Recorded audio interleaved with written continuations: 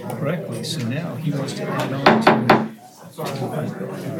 All right, we reconvene from executive session into open session to act as deemed appropriate in city council's discretion regarding A, consultation with legal counsel,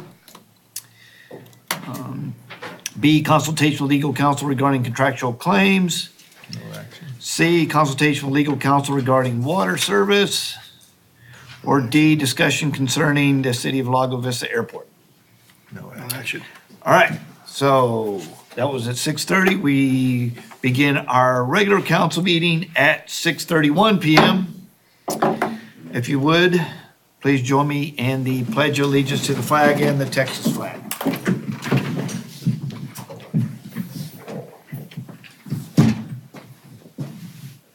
I pledge allegiance to the flag of the United States of America and to the republic for which it stands, one nation under God, indivisible, with liberty and justice for all.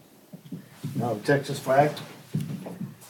Honor the Texas flag. I pledge allegiance to thee, Texas, one state under God, one and indivisible. Get better. See the corner? Put the standing in front of it. I need a cheat for the Texas. All right, we shall begin with citizen comments. In accordance to Open Meetings Act, council is prohibited from acting or discussing other than factual responses to specific questions, any items not on the agenda. First off, I have John. Is it Rarity? Rarity. Yeah.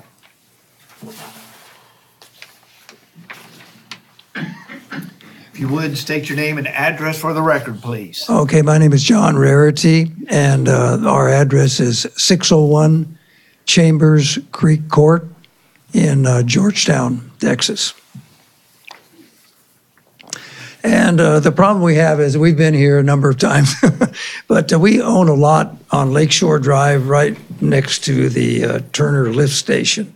And we've owned that lot for over 20 years, and we've complained about it numerous times. But the odor emitted by the pump station or the lift station won't allow us to sell the lot or build on the lot. When we first purchased the lot, believe it or not, I didn't smell anything. I went there 3 or 4 times, and before we bought it, had an architect come look at it, drew plans for a house and everything. When we got the contractors to come and look at it, they said there was no way they could work there because the odor is so strong. And the odor still exists today. You go there's sometimes you can go, and I don't know when there's no odor, but if the pump's not running maybe or something, but we were just there the other day and there's no way you could live there.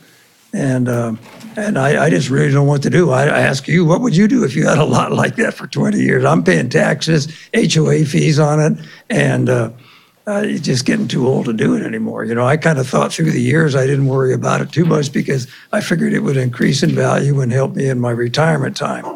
But that really hasn't happened. I think it has increased in value, but we can't sell it. So we're kind of at a deadlock there, and just if we need some help, that's basically what I'm here for. And you're in Georgetown? You live Well, we live in Georgetown. We lived here for 20 years, about 22 years in Lago Vista, but we got too old for the house, so it was too big, and sold the house and moved to Sun City where all the old people go. Okay. Because I was wanting to, get together, discuss this off Okay.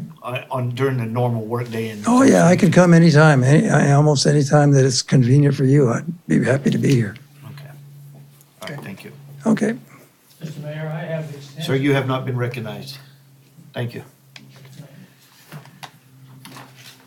All right, next I have Kevin Sullivan.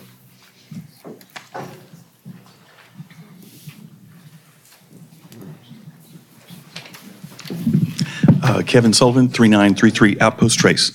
Mayor and Council, I just wanted to talk to you about the surplus property that was announced, the sale. In that press release, a property on 9103 Rolling Hills was included. That property is on the east side of the airport and has been identified as a desired piece of property that the city should own as part of a long-range airport action plan. As far as I know, the Airport Advisory Board has not met to review the issue and send a recommendation to council. Eastside Property Acquisition and Development had a higher priority in the airport action plan than the West Side did. And given that the city has been stymied with the West Side property acquisition, it maybe makes more sense that we really should start to focus on the East Side. I know you don't have to accept any offers. I read that in the press release. But I just wanted to urge you to drop this property from the list and undertake the appropriate due diligence. Maybe have the Airport Advisory Board review it and talk about the development that you potentially want to do at the airport with hangars and so forth before you put this property up for sale. I mean, the last thing you want to do is sell it and then decide that you want to do development over there, and then you got to buy it back. It makes no sense. So anyway, that was just my 2 cents. I appreciate your time. Thank you. All right. Thank you.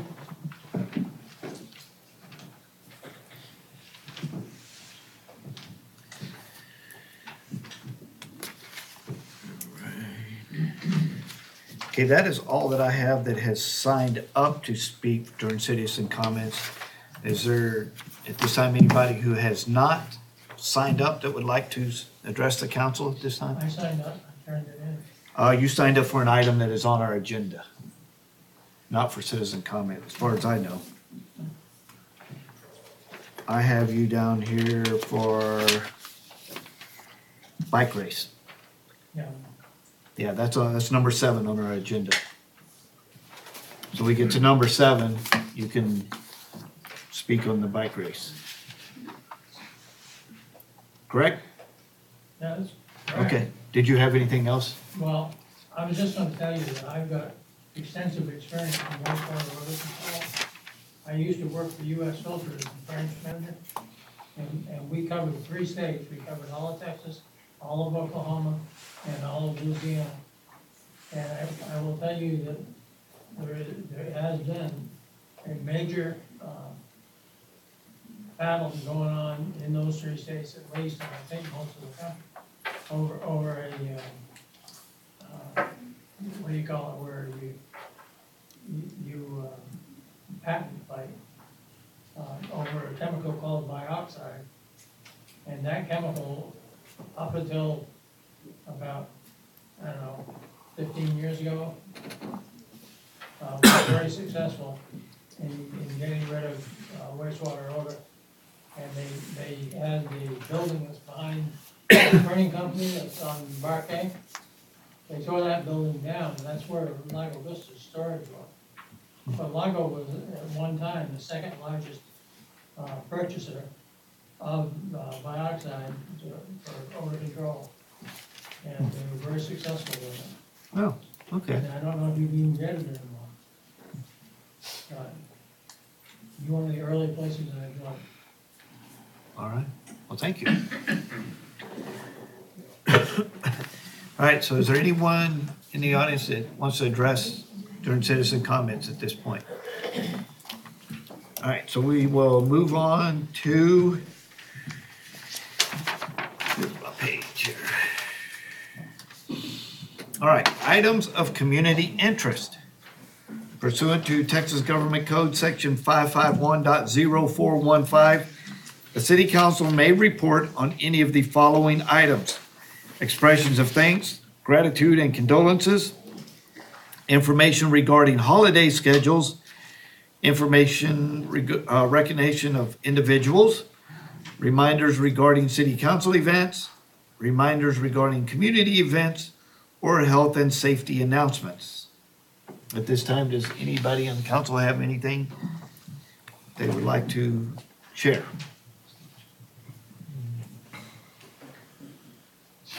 I can't think of anything, no holidays, no council events. No, we got the bike race on the agenda. All right. Did you have anything, sir? No, sir. All right, we will move into presentations. Number 3, presentation of the Lago Vista Volunteer of the Year Award.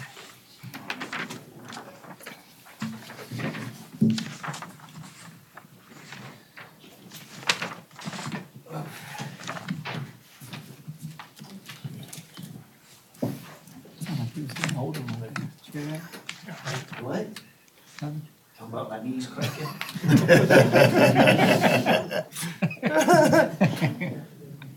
All right, tonight, it gives me great pleasure to recognize the Lago Vista Area Volunteers, a not-for-profit organization that has served this city and the surrounding community since 1985.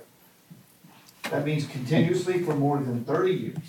They have lived up to their motto of neighbors helping neighbors, primarily by lending without cost various types of medical equipment to those in need in the area. Each year they select a volunteer of the year, and for 2018, that person is Mike Leitko. Did I say it right? Leitko. All right, Mike, if you would join me. All right. He told me what.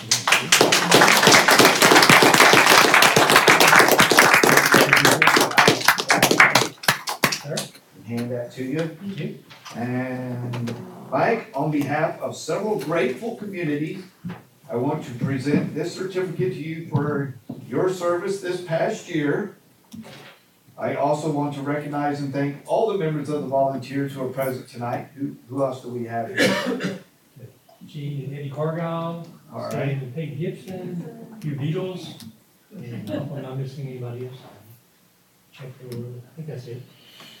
Please keep up the good work. And by the way, for those who are interested, the volunteers could always use more help. Yes. They're in the phone book. Do we have phone books? And are members of the Area Chamber of Commerce. Again, thanks to you all. Thank you. Thank you, Mike. And it says 2018 Volunteer of the Year.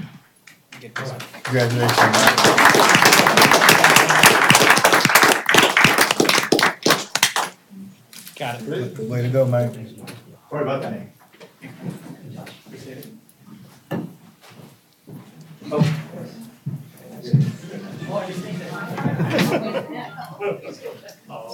That's all right.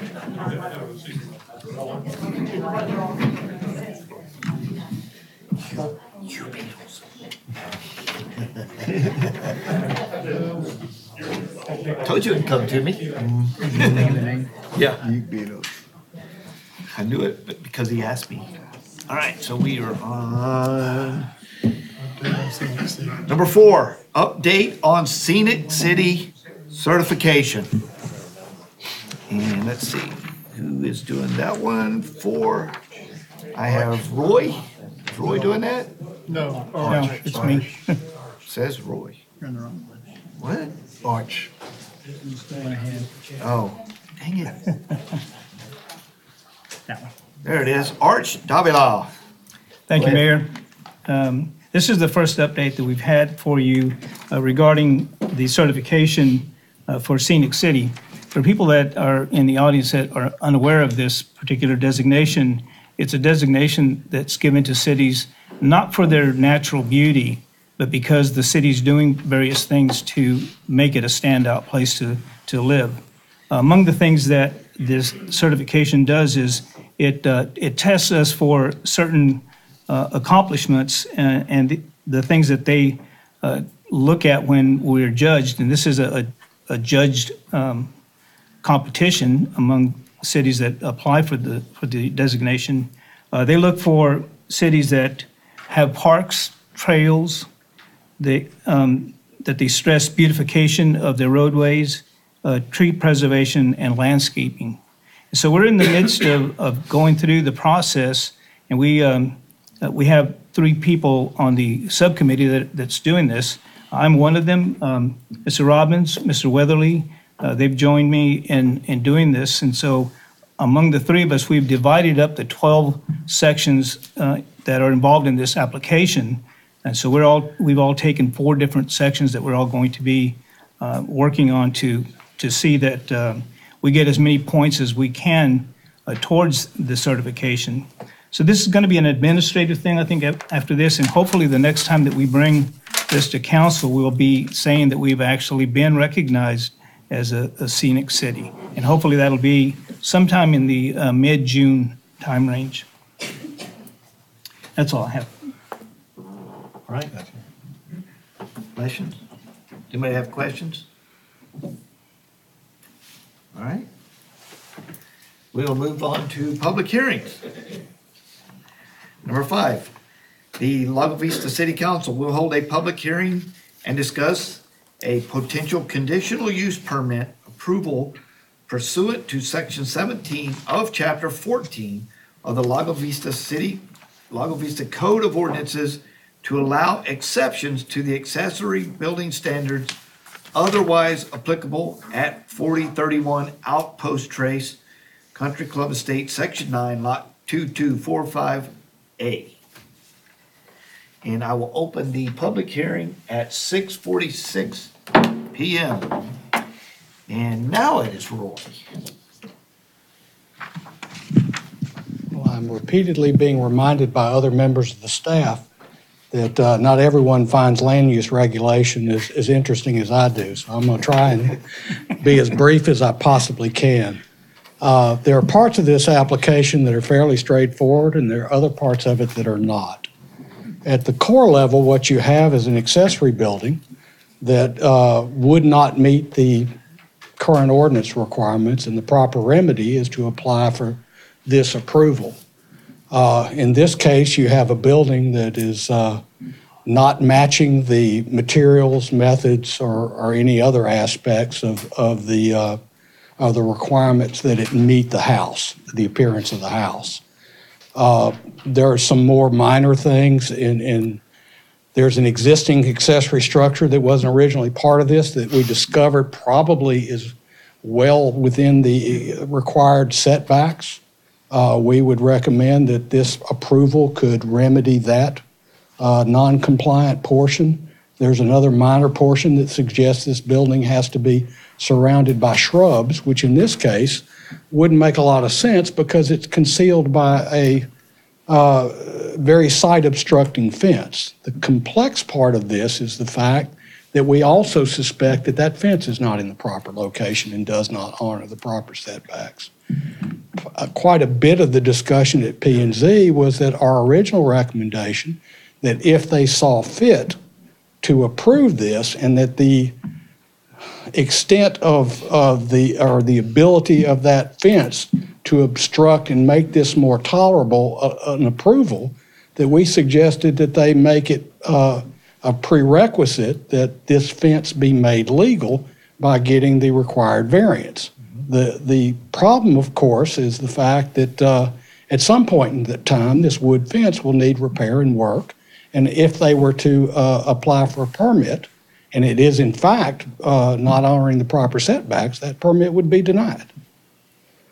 One of the comments from the assistant city attorney at that meeting was that approval, of course, and it's not part of this remedy. This council nor the P&Z could have granted that variance. That's something that only the Board of Adjustment could grant. However, once again, they did recommend on their 4-3 vote that there be some significant sight obstructing aspects of this fence be maintained. When in fact, if they were to apply for a permit in the future when it needs repair and want to not get a variance, one of the remedies would be a shorter fence or one that you can see through, both of which obviously would impact, the perhaps desirability to approve this, conditional use permit relative to the appearance of the accessory building. And I know there are thousands of questions that might be raised, and I'd be willing to answer all of them, but I would be making a mistake if I presupposed what they were. Well, Roy, the variance that we're being asked for is for the fence or for the building? The building. The building. And actually both buildings in this case. The pavilion, Okay. it wasn't asked for, but you have the ability to grant that if you want to correct that. That could be corrected in this application, even though the applicant didn't pray for that originally. And if I we, don't think, pardon me. go ahead. Go ahead. Go ahead. Typically, your conditional use permit allows you to place other conditions that are relevant to the case as long as it's not increasing density or putting it into a different zoning category. Right, but this is for a different structure that wasn't applied for. But it's within the, And It's there's with- been no notice of this other structure Right. to get. Well, you're right. It was not advertised, per se. You know, the ad is very general. It mentions relief on the accessory buildings, doesn't say which one, but if you were to have read the original packet, you would have been misled because it didn't even mention the other building. did it just say accessory building or building, It just mentioned this one, just one? and, Then you don't and, have the proper notice? Roy, does this accessory building match the other pavilion? no. The other pavilion, the only problem with the pool pavilion is it appears to be too close to the property line. And like I said, none of this has been verified, but it seems very likely that that's the case. And the building that they're requesting to build, this is within the height restrictions of the area? Yes, but the allowed height of an accessory building is 18 feet. Okay. The drawings don't indicate the height. That was one of the Yeah, things that that's was one brought thing I up on the didn't staff find. report.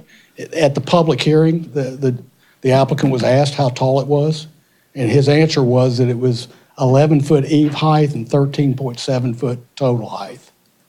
That doesn't necessarily match what's the kind of cartoon drawings of the building that were submitted, but nonetheless, it does not appear that it exceeds the 18 feet either. I think the discussion about the height was more related to how much of this is going to be concealed by the fence, not relief from that maximum of 18 feet. Well, I drove by this house and by that fence, and the fence is going to conceal quite a chunk of it. Correct. It's a fairly good-sized fence. So And it is very basically, side what obstructing. what we're discussing is approval for one building that's too close to the property line, another building that they're wanting to build, and a Well, fence that may not be. And the city attorney confirmed that there's a notice issue about you approving the existing pavilion building that was built several years ago. It's probably too close, but if he were to correct that, there would need to be a new ad run. Okay. I've got a series. And he's seen them, and we've talked. The fence was permitted in 2 phases, correct? Actually, 3 technically. One of Okay. them was with the pool construction. There was a new fence with that, part of that same permit. Fence permit in 14, Right. right? Is that part, that 14 permitted fence still there? Yes, parts of it, yes, sir. Is that fence conforming I don't believe it is. because of the setback? Yes. It was Do you know 15 why, foot- do you know why the city let it happen? Well, it was noted on the permit application that a 15-foot side yard setback was required. Okay, why it was not caught or Caught. checked, So they didn't build according to the permit? they did not build according to the permit requirements, and why it was allowed or not brought or required to have a variance, application at the time, I can't speak to. And that's what makes it an illegal non-conforming use, correct? Right, it is not compliant, is the word I like to But use. it's not grandfathered Right, anyway. no. That's the point you're making. Right, And and then I'll get Right. back to the non-conformity issue and legal or not in your permitting point. right. There was another permit issued in 18, fence permit? Yes, but the pool, there was a section of fence built with the pool, and I believe it was 15 or 16, Okay. And then the lot was consolidated, prior to the pool being built. and then they got a fence permit in 18, Correct. which built the fence across Stillwood Court, correct? Yes. Is that fence conforming? It was conforming to the ordinance at the time on the back property line, not, in my opinion, conforming on the side, On the required side. Stillwood Drive or, Right, the same Yeah. one that's in line with the old fence, slight offset. yeah. But I think both of those are, less than the required side yard setback. How tall's the fence? 6 feet. I think it's 6 feet at the minimum. It may be slightly taller than that. I think it appears to be level at the top. And it grows in height a little bit as it crawls along the ground. So it may be non-conforming In that in a respect. couple of aspects. Yes, sir. But it's minimal on the height issue, probably. Yes, sir. How tall, and then the question was, how tall is the proposed accessory building? And the answer is, I think, we're not sure. Well, we got an answer at the public hearing. That doesn't appear to match the proportions of what I would call a not-to-scale version. You're supposed to submit drawings to scale that indicate the dimensions. He noted the dimensions of the area of the building. The height of the building was not included. The question was asked at the public hearing, but there is what I would call a person door in the version of that drawing. One can assume that the minimum height of that is 6'8". It appears as if the walls are almost twice as tall as that at the same location. If it is, it's taller than 11 feet. Well, if this gets approved, they're going to have to come and get a permit according to whatever gets approved, correct? Yes, sir. But there would not be a violation if it were less than 18 feet, but it might be relevant to your approval Well, of the... we think it's like 12 feet or so as opposed to 18, but it could, Either that or the cartoons. okay, all right. Or what I call... So he could come in and if we just flat approve it, period, he could come in, would he have to come in with this building or a different building? Well, once again, you could, if you were inclined to approve, and you were to grant the approval, hopefully you would be specific enough and tell him the aspects of the relief that you were granting. And you could say, we're approving it subject to a building being no taller than this. Well, I think what we're asked to do is approve this building that's in our packet. Isn't that? And so that's it, not something else. Right. And you think it's 12, 13 feet, probably. If the rendition, or rendering, if you want to call it that, is accurate, Okay, and that's a 6'8" door, I think it's taller than 11 feet either. okay, there's a slab on the site. Was that permitted? No, sir. I mean, there is a permit application. There is no permit that's been approved for exactly the reason you discussed. Okay, so they put the slab in before a permit was issued. That's correct. Do we think they're going to put the building on the slab? Presumably, Is the slab conforming in terms of its it is location? not inspected. Would it have to be? Well, unless you grant a variance. I mean, as part of this. Well, part of this is we have what you're describing as a cartoon in the packet, which, Let me put it this way. If the same problem about advertising applies to the other building, it probably applies to the setback issue. So my point being, it may be that he's got to correct that slab if it's not conforming, or come back.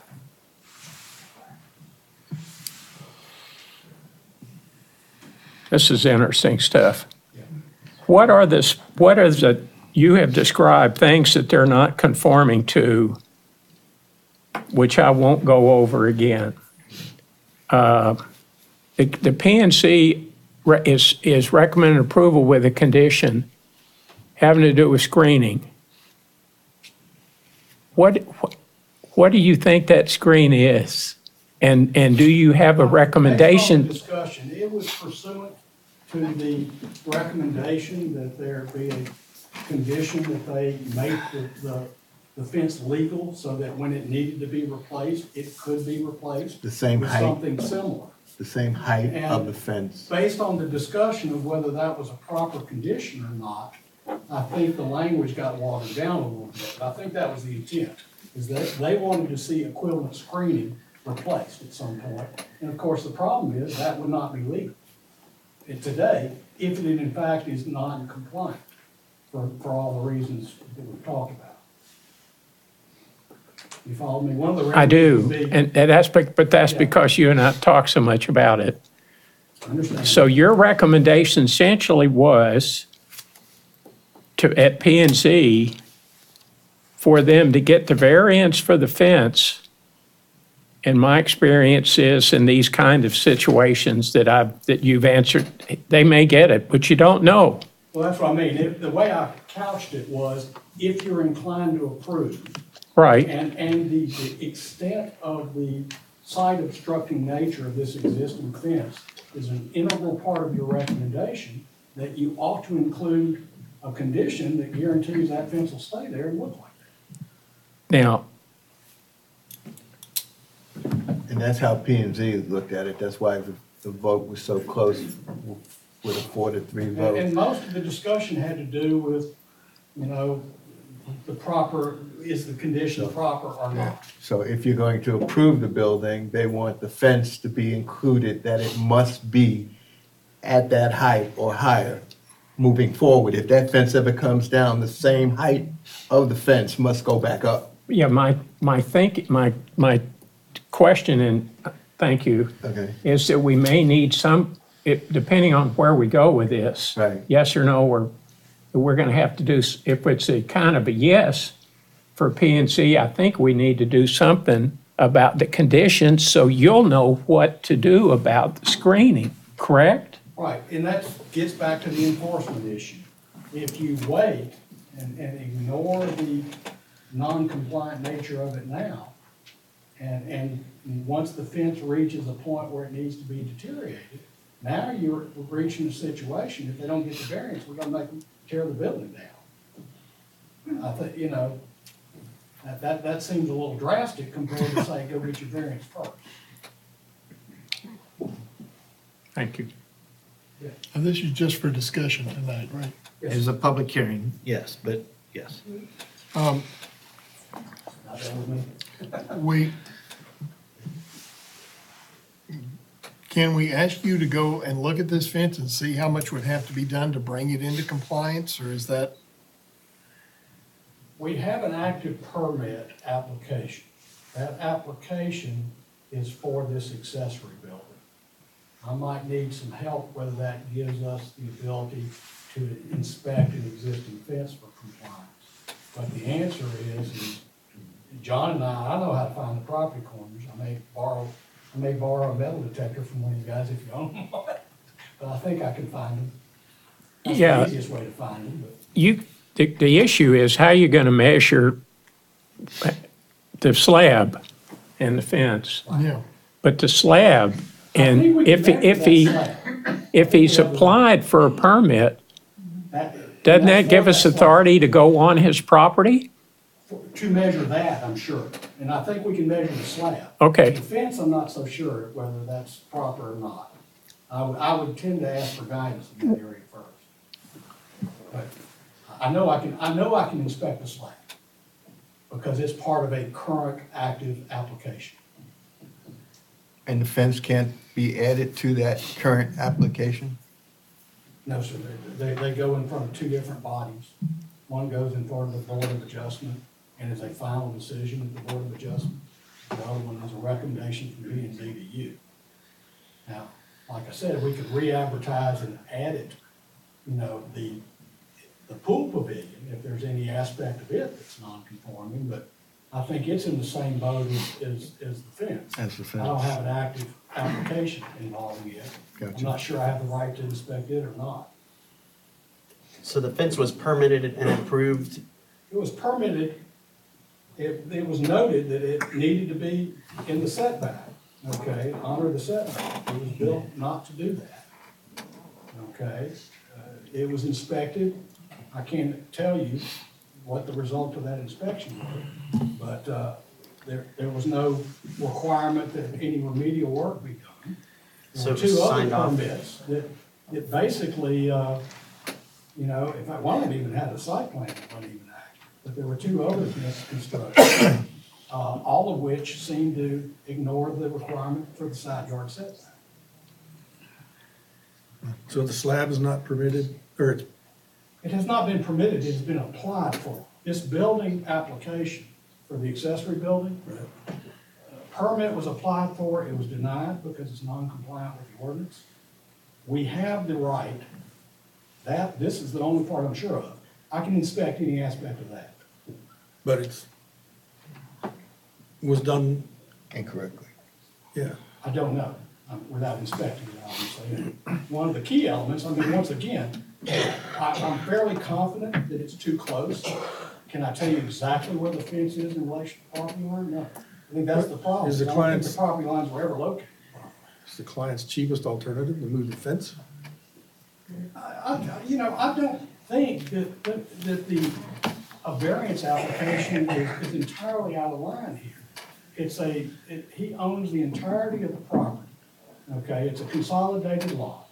You know, typically, one of the major concerns about site obstructing fences that are too close to the property line has to do with site obstructions for traffic.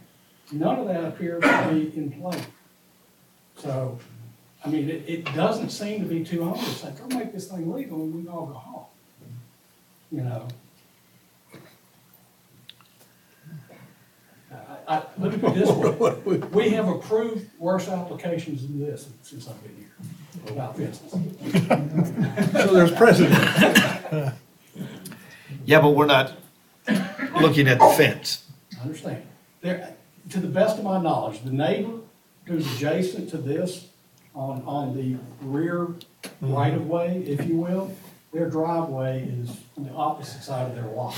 They are not near this fence. They have no trouble getting out of their driveway. There's plenty of site obstruction clearance at the corner. You know, you can see not a high volume of traffic, anything like that would cause concern. So 3 neighbors were okay and 1 wasn't?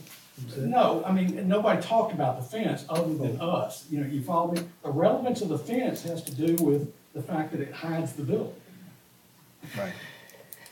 You know, but if it falls down tomorrow, he can't put it back up where it is. And one of the things he can put back up legally is a wrought iron fence that you can see through. Now, I don't think P&Z would say that has what they're looking for to approve the metal building. So what, It could also be 4 feet tall, which would have the same net impact. Much more of that metal building would be exposed. so what's gonna make this go away? Get a variance, ask the owners to go get a variance on the fence and then come back and I don't want to speak for the people that voted to deny it. You know, once again, mine was simply a hypothetical. If you're inclined to approve, and if your approval is based on the height and site obstructing nature of the fence, you better make sure that it can be, you know, maintained. Right now, it can't be. They need a variance to make that true. And which property does not match the original, what were you saying right at the beginning of this thing? Yeah, they're the last fence that, permit that was applied for in 2018, the fence contractor submitted a site plan for the wrong piece of property. It's not even this property that he used for a permit. It didn't look right. We wondered why. Finally, he used the lot number. We looked up the lot number on the plan. It's not this property. Well, wasn't there an architectural thing in there? No, unfortunately, the fence builder, I'll be honest with you, you guys have heard me rant and rave here recently about folks not paying very close attention to property lines here. We hope to change that, and one of the things I've never seen it where fence builders didn't find the property lines before they erect a fence. Apparently, it's not standard procedure. You get one, out of your pocket a few times, you'll find the property lines. Is that an option? I'm sorry? Is that an option? To move the fence? Yeah, if I have the builder or the fence guy go back and move it and put it in correctly. I mean, certainly if the variance were denied, but once again, the proper sequence seems to be let them go apply for the variance. I promise you that's a lot cheaper than moving the fence. For who? Well, for both, any party really, other than the city itself. The idea is a fence in the same location, if it was 4 foot tall and wrought iron, would be approved. It's legal, So right, but would that make the metal building? this is why we have variances, right? So we don't have to stick to the letter of the law, and we can, if it's not unsightly or bothering anyone, we can Well, and approve. there's no traffic hazard, like I said, this is one of those situations where, it's hard to see, significant harm coming for this particular fence in this particular location, compared to the positive qualities it gives you. I mean, there's a pool there, wrought iron fences with pools don't go together either. Right. That sort of thing. Yep. It's like I said, I'm not gonna make his case for him, but a case can be made for the variance.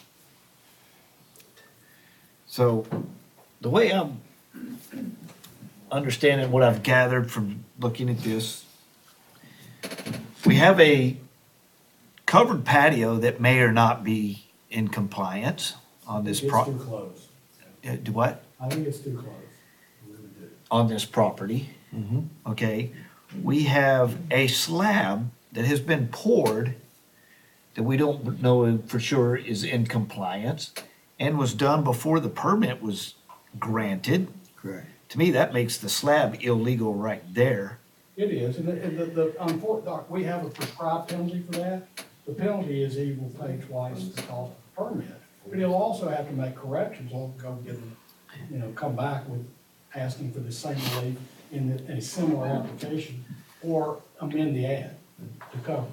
And number three, we've got a building that to be put on the slab that we don't know is in compliance, because we don't know if it meets the heights, and I don't think we have enough information on the building itself.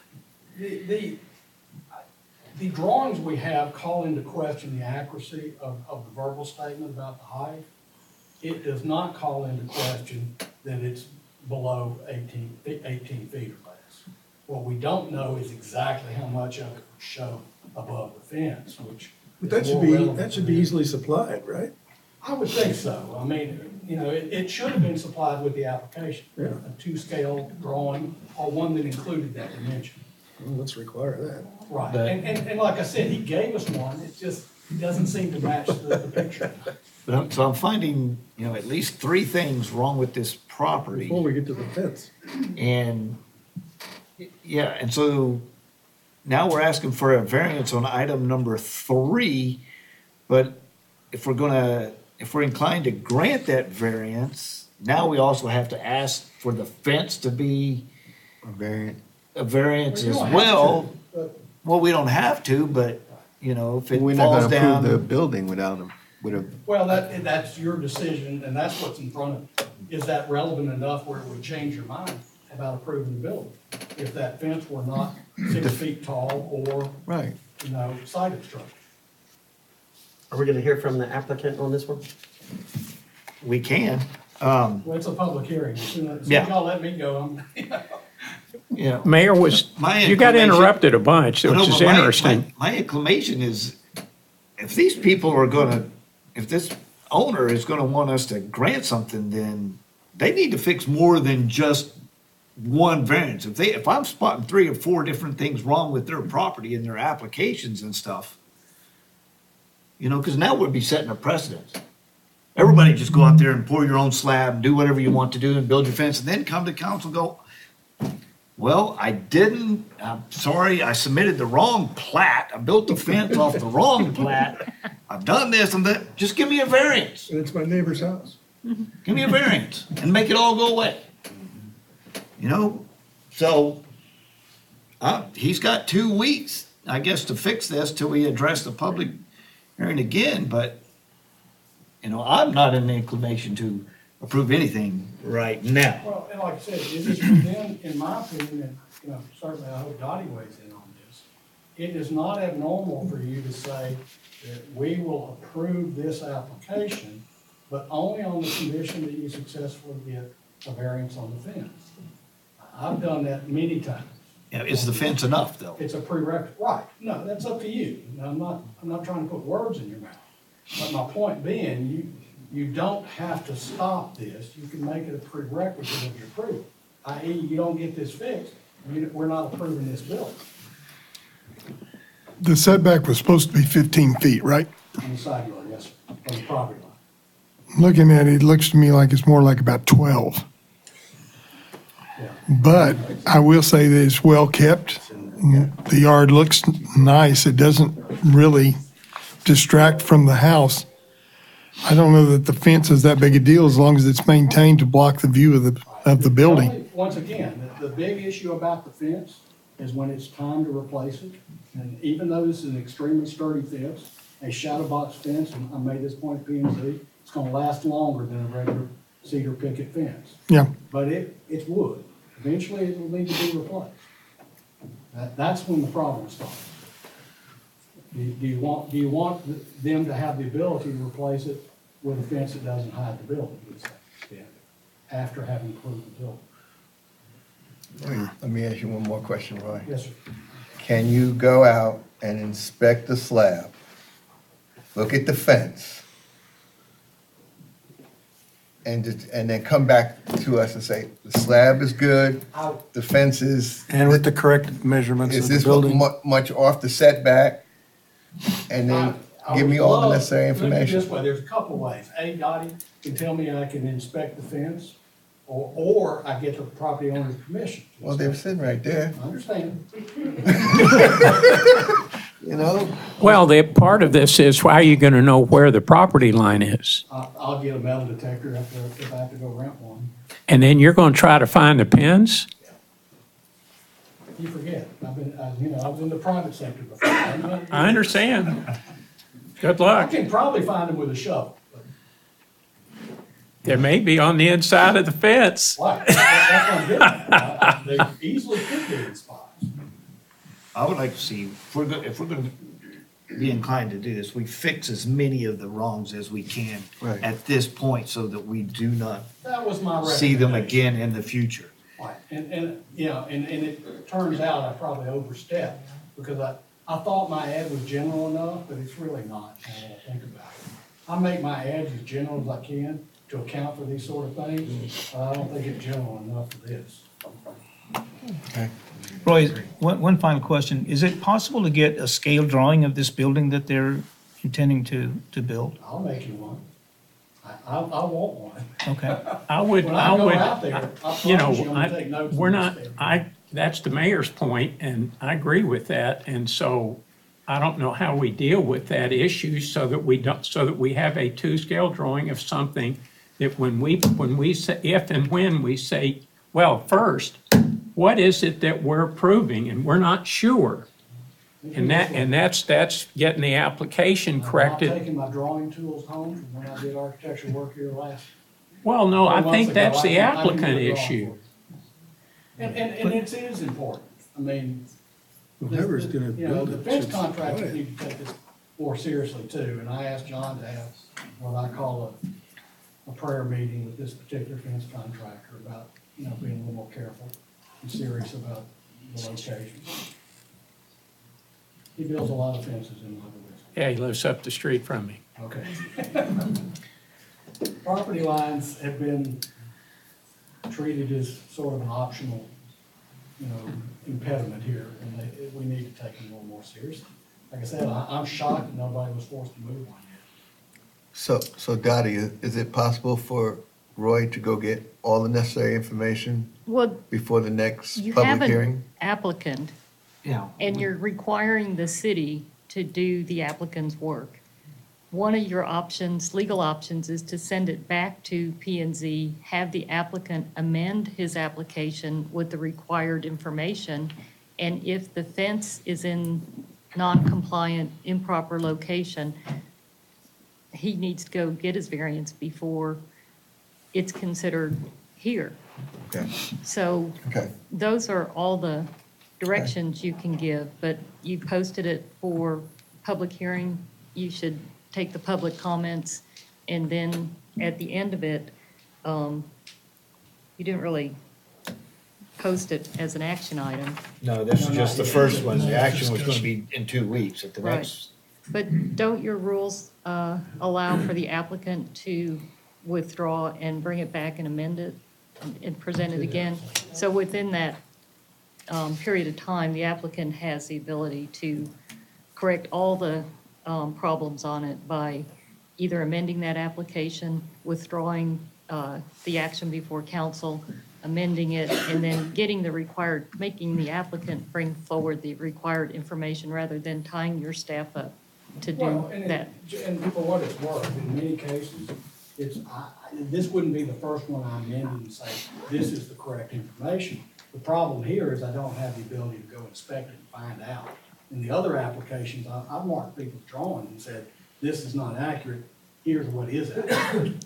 Just so the board can make a valid decision, if you will, or at least a more valid decision. So it seems like council doesn't have enough information to act on this particular Correct. item, but it's not posted. But the applicant does have a lot of remedies to work with staff and withdraw and bring it back correctly with all the information that's necessary for council to make the decision. And you could table it, there are other equivalent remedies, I think, but regardless, one of the issues is the setbacks on not just this building, but the other building. If we discover that, I'll need to run a different ad. But Well, that's and not a that's big why- deal either. And that's why I was saying, if we're gonna fix everything, we need to fix everything, let's get, if Well, and the once again, patio needs variance, then we need to address the patio. If the building needs variance, we need to address that. The And if the young fence ladies needs that something, we take need these that, that's at least three. applications, right, they don't have the ability to see this. Right. When they take the application. Only until I start getting into it of these things, made aware to anybody. Yeah. But, when I went out there and saw it, I said, this is too close. Okay. Well, we do have the applicant, this is a public hearing, we have the applicant in the audience. Do y'all have any questions for the applicant themselves? Certainly. Okay. Can we make some comments? And yes, you are allowed to come and you have 3 minutes. We've got 3 hours. Would you please So- raise the mic up a little bit, Sure. please? Sure. Identify yourselves. There's been some confusion about the fence. Whatever is showing as 2018 was our neighbor's fence. So whatever's in the record, that plot drawing and everything is our neighbor. I don't know how it got in our record. Our fence was in 2 pieces and was permitted, and as far as we knew, was compliant with everything because we hired a fencing person to do it. Well, there's the fence, which does pretty much 90% of all the fences on Sooner and Lago. And so, If that's the case, the second fence, you're saying the second fence was with the pool? yes, It's not in that location, it's on that drawing. It's exactly, we have a plot map, a survey that was done with it. Yeah. It shows it Survey. there. I'll show you the one we have in the permit. but- yeah, the one that, I saw a copy of what the one that you are mistaken about is, and that's our neighbor's fence. Survey, the fence was there, and Right, this is not the one that's in our 2014. with the because you have our neighbors. You have our neighbor's. We have a pool, it's your pool, I promise. Yeah, there it is. right? All right. All right, well, y'all can meet in the I'm just saying office. That was our fault, they Okay. filed someone else's stuff. Okay. So, anyway, Who as did? far as we knew, and then the pool pavilion was permitted as well. We hired a contractor, it was permitted, so as far as we knew, it was in compliance As well.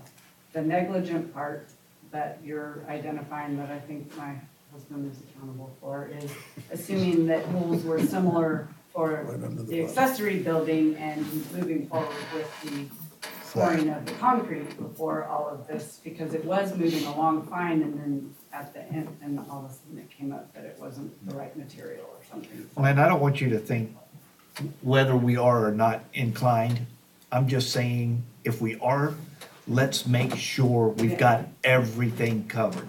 And- I'm not, as far as everything was in compliance, that's Yeah. fine. Yeah, I'm not saying it was y'all's fault or y'all did anything Yeah. illegal. I'm just saying, let's make sure going forward that we've got everything covered. yeah. So, I don't know, maybe you sell it and 10 years down the road, somebody comes up and now they're having an issue. So And let's our make sure it's all understanding is covered. with the pool, we were required to have a 6-foot fence. And it's a 6-foot fence, a 6-foot fence, it's not any bigger than that, it's Yeah. $12,000 fence, it's super expensive. And he it's has- permitted, so that's the first I ever heard anything about this fence issue with anybody. And so I went a little upset because the 4-foot fence thing in the side lane, I went around town and I found 6 of them within a half hour. Not one corner lot with a 4-foot fence with new construction, so I'm kind of concerned about that. And I have packets, I have proof. Well, they're just trying to make it legal. We do have the dimensions too that says the leg height of the building, here, which we can submit or Yeah. give to whoever. Those are the things we need. Yeah. Quick question. Did you pull out a survey that a surveyor's done of where the fence is with respect to? Right. Right here. Yeah, I got it. You guys have it. I mean, I've had my, Well- I mean, everything has been done legally, that's why it's, I'm just really That was the baffled. plat for When, the current. when you say we have it, is that the one we have? Yes. That is the one with this application. Is it accurate? Do you not think that the survey, Reasonably accurate, it's just not 15 feet from the property line. so the survey that you're describing shows the fence within the 15-foot setback or inside it, that is non-compliant, correct? I think so. I don't know what that. So everything you've done Well- has been permitted and approved, and you built it except for the slab, because you were, jumped the gun a little, you felt like you were getting the building up. When did Well- this process start for the metal building? Within, towards the end of, no, beginning of, middle of November, That's when you filed your variance? or 5 foot. Filed for a permit. He didn't Correct. know that we needed the variance until somewhere into the process. It's first I've heard of it. Okay. And my pool and bar and everything, part of my pool was all converted, so I would have no idea that there was an issue. And I watched Jeff measure from the street to do the fence line and, put the fence in there. And then we put our fence in 5 foot back from our property line from the other That fence. may be part of the problem, the Because the street is ditch. not the property. I wouldn't know that, I'm just a. I understand, but the fence building. Well, that's Jeff. Not the Well, contract. just the fence, it does all the fences in this Right, town. and the I'm sorry. drawing for your pool fence, when the pool was built, is not in the location that it's built today. I'm sure you- I'll Yeah, it is. provide you a copy of that. Rob. It's never changed, we've never had a fence I around believe you, before. sir, but it's not built where the drawing shows it. It's very close to the pool. That's what I'm This is getting the survey when at. you So buy the your survey house. is inaccurate, period. No, the previous one is inaccurate.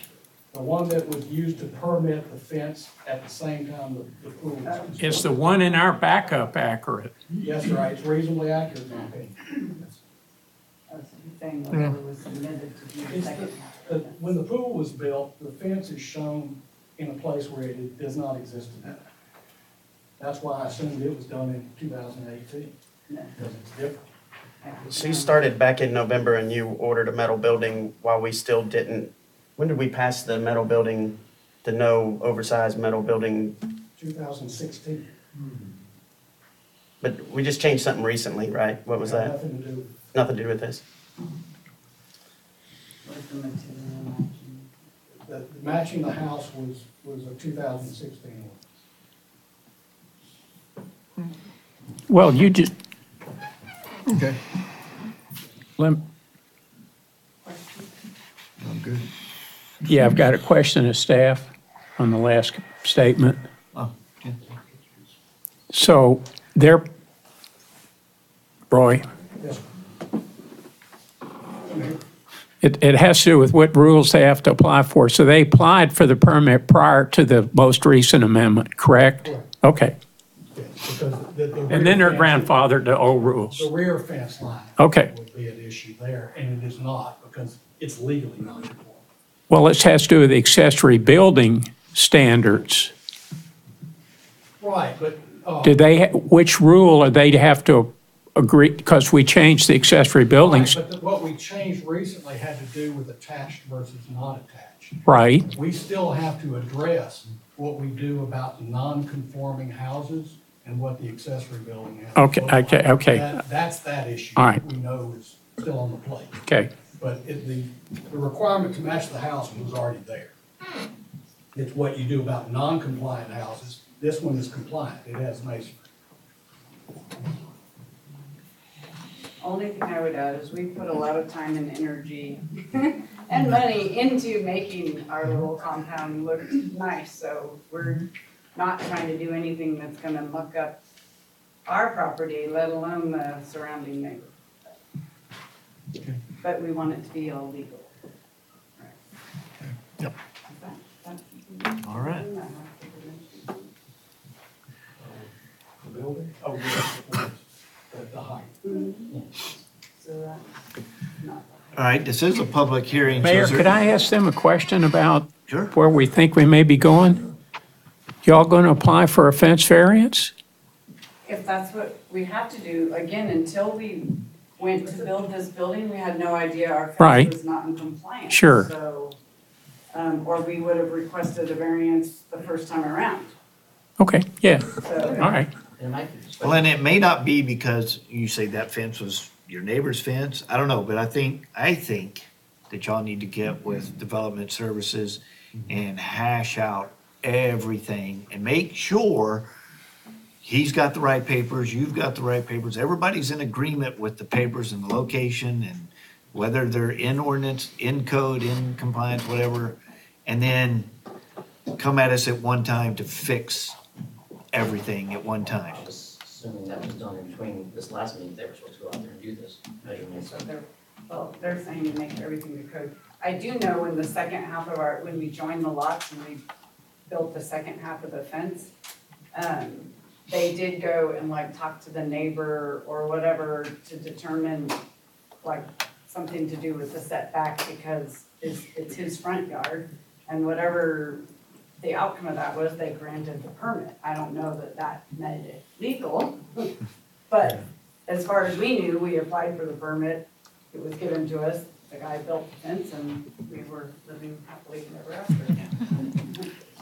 Not like we did, but. Okay. All right. Until we tried to build. Is there anyone from the audience that would like to make comments or ask questions? Okay. Thank you. All right. Thank you. Well, at this time, I'm going to leave this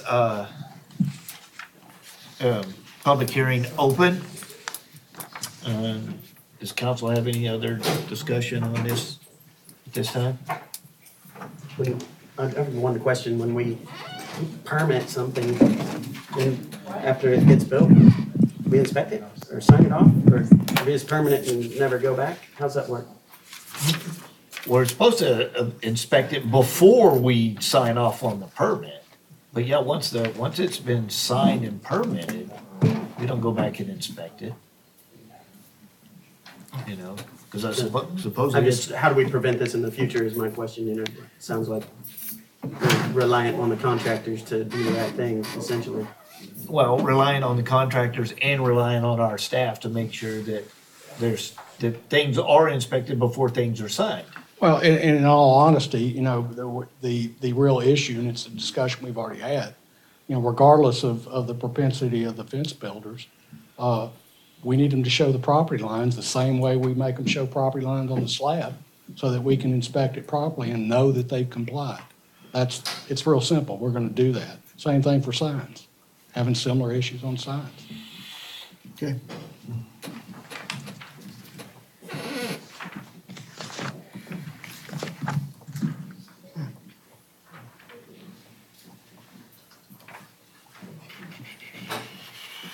This one's not a public hearing, right? Right. Okay. Next meeting will be a public hearing. All right, so we will move into This is a public hearing. Yeah. agenda item number 6. Lago Vista City Council will hold a public hearing and discuss an ordinance of the city council of the city of Lago Vista, Texas, amending Appendix A fee schedule, Article 10.000 Parks and Recreation fees to modify 10.200 golf course fee, providing a savings clause, providing a severability clause, and providing an effective date. This is actually just going to be a discussion item because the hearing is advertised for the next council Mayor, meeting. Do we need to recognize that we're leaving the other one open? I did. Did you? Yes. Okay, and I just missed it. I'm sorry.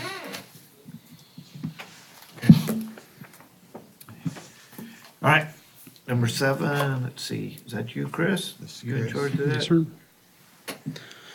Go ahead, you may proceed. Thank you.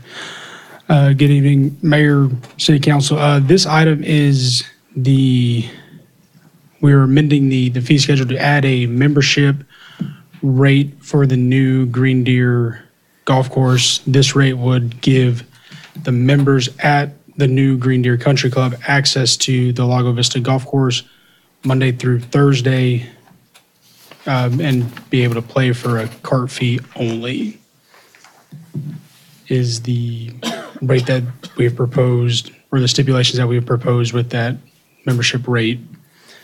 Range balls would be included in that membership as well, but it does not give them access to the golf course Friday, Saturday, Sunday, or holidays.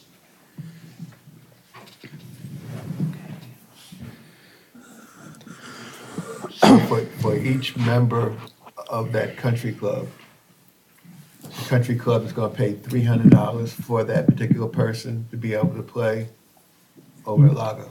Yes, the Green Deer would be paying that rate to the golf course. So they get to play golf at Lago for $300 a year? Plus cart The fee. Green Deer is Plus, paying them. plus cart fee. And they're not paying it Green Deer. But the member is not paying it. Green Deer would be paying it to the golf course. For Well, all of their members? I'm trying to get to the comparison between what the folks that become members of Lago pay to play for a year and what the folks that have a membership at Green Deer pay us to play for a year. And that's $300 versus $900? Yes, sir. The rate is lower because we're not giving them access to the golf course for a full year, and we're making them pay cart fees on top of it. But the basic difference is $600. That's correct. Well, it's not So interesting. this is for 4 days a week versus Yeah, so 7, it's which is not- what Correct. the members at Lago Vista pay. So maybe this rate should be about 4/7 of what somebody at Lago Vista would be paying to play. Well, less than that because our weekend rates and Friday and weekend rates are higher. So that would make this. Not on an annual membership basis. Well, the reason it's a third is because your Friday, Saturday, Sunday, and holidays, those are your money making days. So those days are more valuable than a Monday through Thursday. So it's not a 50-50 split, which is why we went with we're proposing the.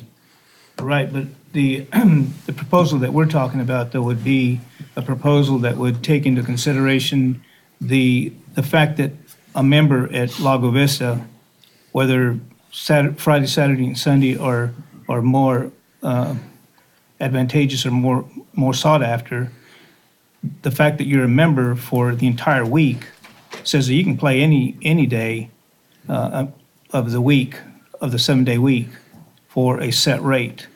The people at Green Deer would be able to play 4 of the 7 days for a whole lot less in terms of a ratio of 4 days versus 7.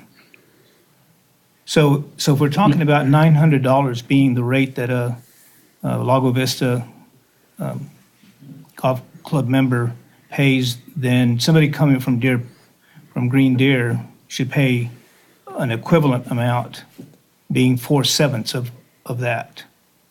That's the way that I see it. That would make it proportional. And it would be more than just a third, because 4/7 ends up being a little bit more than half. Yeah, I'm with you, but, and if I might, am I interrupting? No, that's it. Would they let us play there for $300 a year? That is part of the agreement that we have worked out. Is we haven't discussed those rates with them yet, but part of the agreement with us part of the agreement that we're entering with them to allow them to play for this rate, there's a stipulation in there that we would have some type of reciprocation with them as well. But But that's not, That's not noted in this. correct, because they don't have a golf course yet. It's not open. So we can't really go selling memberships to Green Deer Country Club because it's closed. Chris, how many people are they planning on paying for? Do they have an amount that they think they're gonna get within 1 year, or if they have 10 members, we get 3,000, or? The number that the owner has given me is 20 to 40, based on the memberships that he is selling that have the Lago Vista package in there. I think he said the max is 40 or so. Do you have any idea how many of those 20 or 40 are currently Lago Vista Golf Course members that would drop their Zero. membership to join over there and pay $300 extra so that they could Zero. play both courses? Zero. Zero. Nobody. Based on what the owner has told me is he has sold all of those particular memberships and none of them are Lago Vista members. So he's only doing so many? Yes. He has a cap on It's not open to on his everybody? membership. That option's not open to everybody that joins his? No, sir. It's only a select membership packages that offer that. 40 people is $12,000. I'm sorry? 40 people is 12,000? Yeah, yes, it'd be 12,000 plus cart fee revenue on top of that. And that's, if we've ever worked that out, that we'd be paying the exact same to him? We've had very brief discussions with it. We weren't in a real hurry to work out that agreement with him just yet, or the particulars of that agreement. Yeah. Because again, with him not having a golf course yet, the focus was to get approval for his members to come over there and play because we have the facilities right now for them to utilize. And he has sold those memberships already, so that 12,000 or 300 is booked, if that's what's gonna happen, you can count on that? Based on the information that he's given me, but I don't know for 100% sure. So there's people who are gonna pay how much for a membership just to come play Lago 4 days a week? 3,500? Until 300. 3 or 4 months down the road? 300 is what the. Well, it would give him access for a full year. Not to their course, because he doesn't have a course yet. Correct. But they're paying $3,500 or whatever to not even be able to play their own course, but yet who's willing to do that? Well, they probably start. Apparently 40 people at least. People with lots of cash. Well, what happens? Won't kick in till March. Yeah, it'll be effective when the thing opens. That's what I would guess. It's not effective immediately? Mayor, there's two things here, and there's no guessing here. The plan is that the reason those memberships sold out now, per the owner of Green Deer, is because they're a limited number. If you want to get it, you get in now. If we approve this, then the owner will be paying the city $300 for each member. That way the members can go ahead and play and do what they need to do, and they'll have access with their course beginning on whatever day they work. But the whole important thing here is, even on the reciprocating, the city of Lago Vista is not going to be paying Green Deer $300 per member to go play over. Individual members will have the opportunity to pay Correct. Green Deer if they choose to do that. It's a totally different operation. The $300 came from the idea of typically, if you look back at our fee structure, we have the ability to change fees for marketing. This is a marketing tool. I can understand where Councilor Davila was talking about the proportionate share and making that $500 and some odd dollars, but this is very similar to a marketing of the slower days, Monday through Thursday, to increase a new revenue stream that we wouldn't have previously. And so we could have a similar plan with Point Venture. We could have a similar plan with any regional courses where we could get some co-play. And as we're looking at new ways to increase revenue and increase traffic, this is one of those things we've given as a directive to our course is how do we increase the play? What avenues are we not tapping into yet? That's one.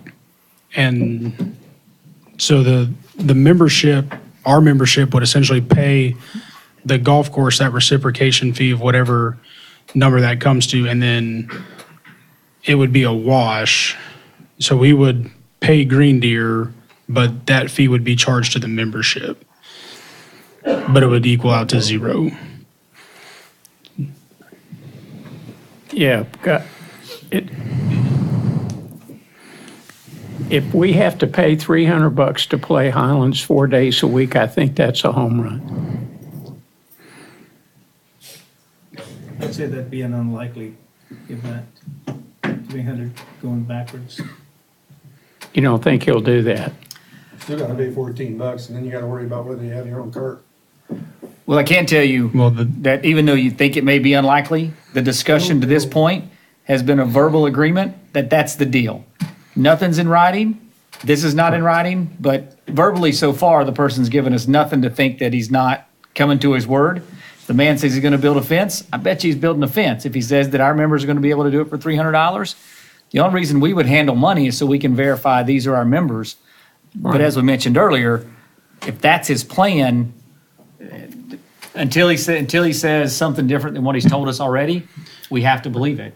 Well, and part of the agreement that we've worked out with him was part of the stipulation of approving this rate for his members to come over there to play would be that he has to work out a reciprocal for our members to go over there and play. If he's unwilling to work out that reciprocal, then the agreement's null and void, and if he wants his members to come over and play, they have to pay full price.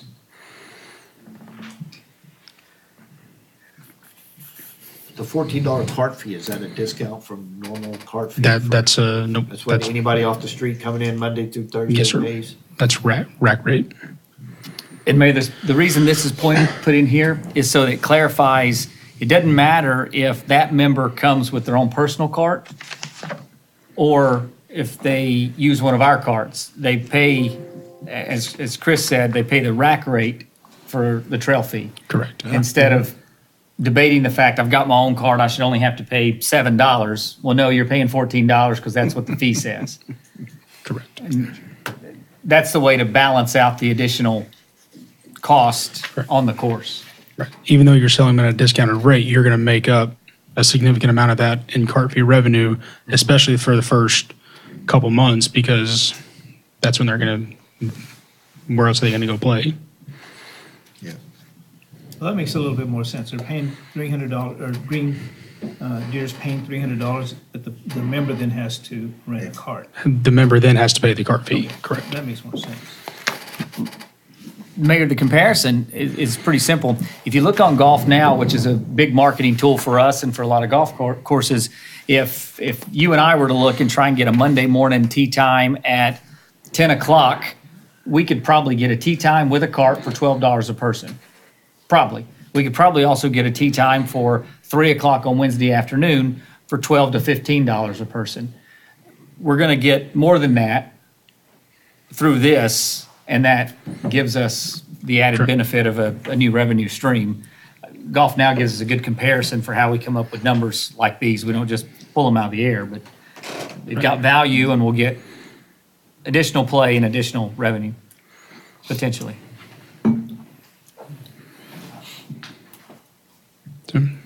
It's free money, basically. Well, it is free money. Anybody else have questions for Chris? All right, it's not a public hearing, but I do have some people who have signed up to speak. Thank you. Allow some questions there, Chris? I'm sorry? Will you allow some questions? Yes, absolutely. All right, first I have Ron Smith. Nope, won't answer that one. I'm just kidding. I'm just kidding. He said he changed his mind on the. No. Ron Smith, 20609 Oak Ridge. Just so the council's aware, about 18 months ago, the price fee structure for the golf course was up around $45 a round. It was lowered to $35 a round, and now it looks like we're pegging everything off of a lower number.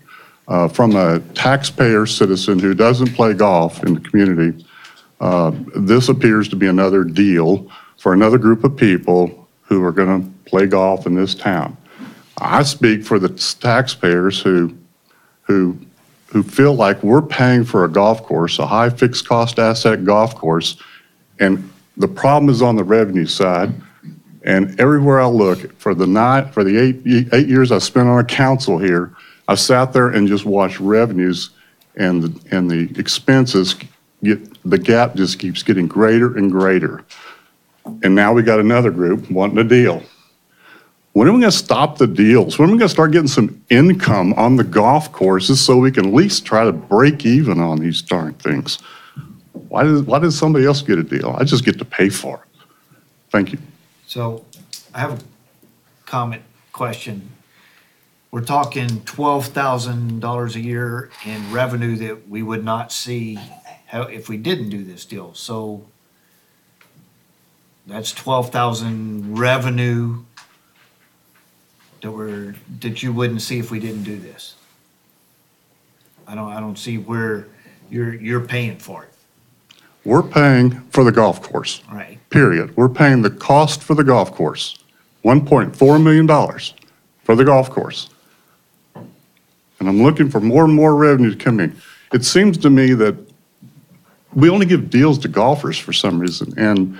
And I'm trying to figure out how in the way you guys, I don't know that you guys even look for revenue from other sources. I mean, everything, it seems like people are going to Point Venture and they're going to Leander and they're going to Delaware Springs. So they're not coming here, except for the deal we're going to cut here. So, Ron, we're getting $300 that we wouldn't get off of their membership. we have a $450,000 built-in transfer coming from the citizens to the golf courses right now. And we're getting additional $12,000. You're getting some money. Okay, so 450 minus 12. But your point is we're not bringing in revenue, and we're getting a windfall that we don't do anything for. You've got to do orders of magnitude higher than what this is. Where else are we going to get that? Well, And then get the golf courses off the books of the city. We just raised the rack fees.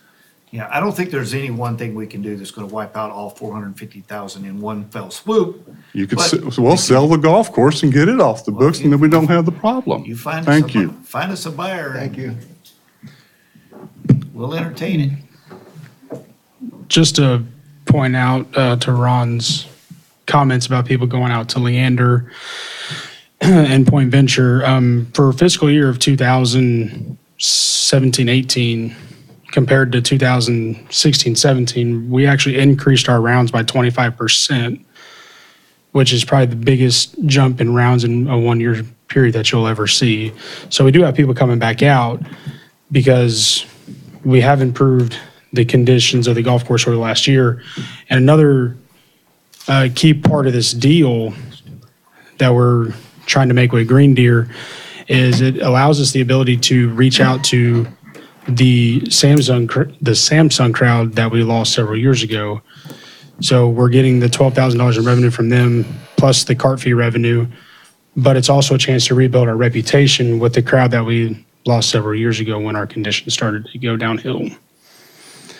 Only comment on that, 20% of the rounds are compensated, so whatever you draw in, probably 20% of those are compensated for various reasons, customer service, playability, something. The 25% was actually in paying rounds, not, that number does not configure comp rounds. That's paying rounds.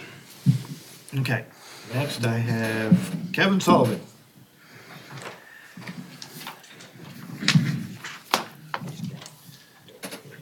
Thank you. Dave, I remember to bring my glasses. Kevin Sullivan, 3933 Outpost Trace. Very good. I took your tip. One quick question. Do you know if the Golf Advisory Committee has reviewed this? And if not, is there some reason why this didn't go through them? Golf Course Advisory Committee had their first meeting. We just now got enough officers to have a meeting I understand. this last week. Okay. So no, this has not gone through the Golf Course Advisory Committee. This is one of those things we're looking at. This is discussion tonight. We're not voting on this. Totally get it. But it will go through the Golf Course Advisory Committee at our next meeting, the end of this month. Perfect.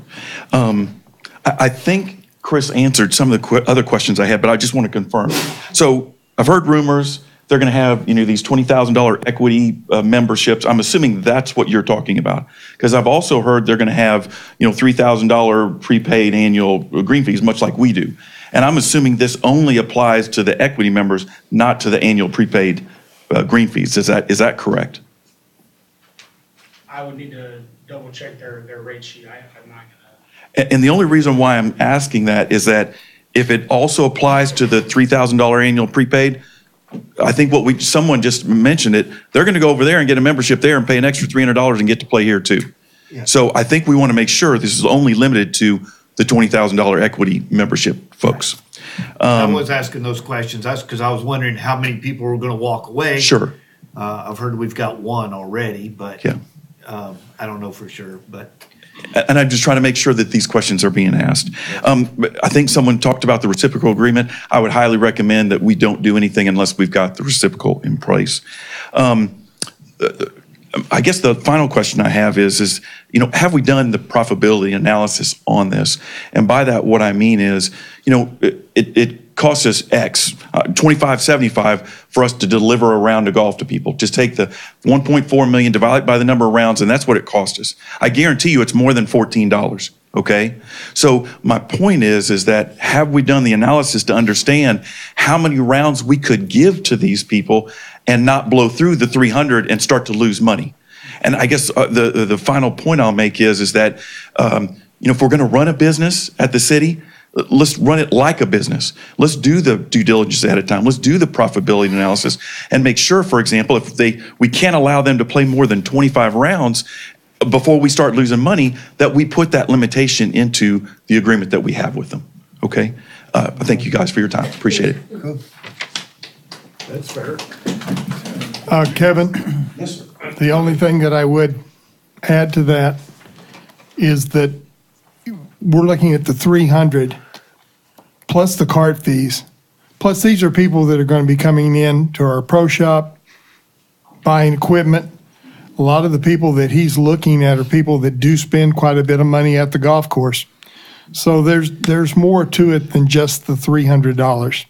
I understand. I'm just looking for that pen to be put to paper to do all the analysis before we make a deal. Yeah, gotcha. Thank you.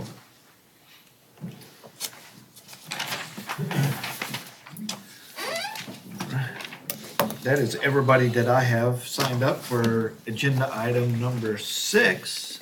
So at this time, does anybody on council have any other questions, discussion items before we move on? All right.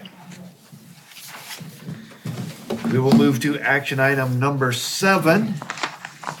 Thank you, Chris. Discussion and consideration of resolution number 19-1788, a resolution by the City Council of the City of Lago Vista, Texas, authorizing the use of city streets for the 28th Annual La Primavera Lago Vista Bicycle Race to be held March 2nd and 3rd, 2019. And who has the... Mayor, this is my item, if I may. Yes, sir. I'd like to introduce you to Elaine Hughes. You're welcome. Elaine, I'm going to... All right, good evening, Mayor Tidwell, members of the City Council and city staff. I'm Elaine Hughes, and I live at 2802 Douglas Cove, and I'm also the Executive Director of the North Lake Travis Chamber of Commerce. I'm here tonight to ask for the use of 2 main roads for the La Primavera bike race. These roads will remain open during the race, and we plan to have volunteers positioned along the trail. It is Boggy Ford Road and Highland Lakes, or Highland Lake Drive. The 28th Annual Lago Vista La Primavera race will be on the weekend of March 2nd and 3rd. The cyclists enjoy the hilly roads and the scenic views along Highland Lake and Boggy Ford. We expect about 800 cyclists over the 2-day weekend. Last year we had about 400 day one and about 300 on the second day.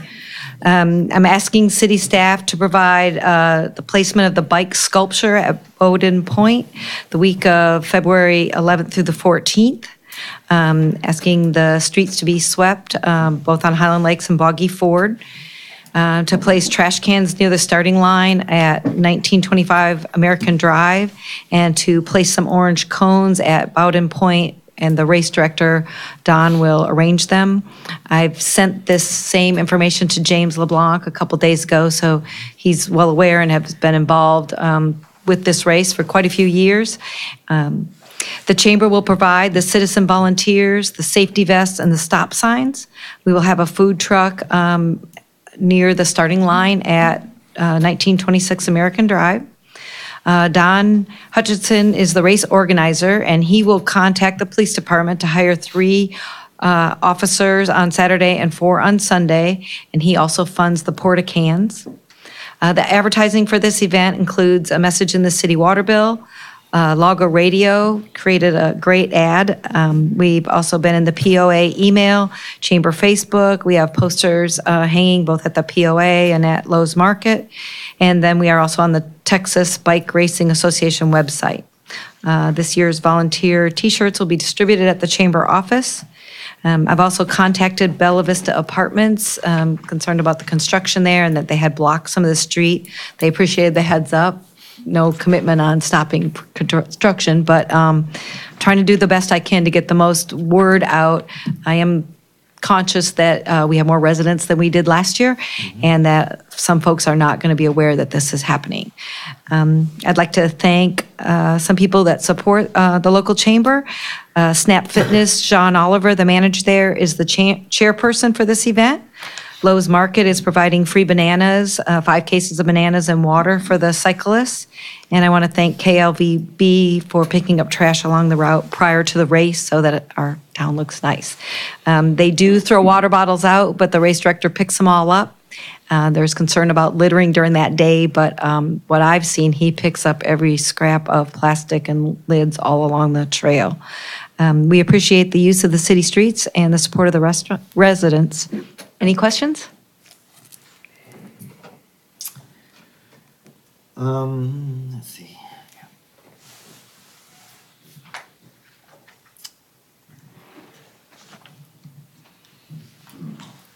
I have some questions, but I'm not quite sure how to ask them. Let me think about it for a little bit here. I can take it.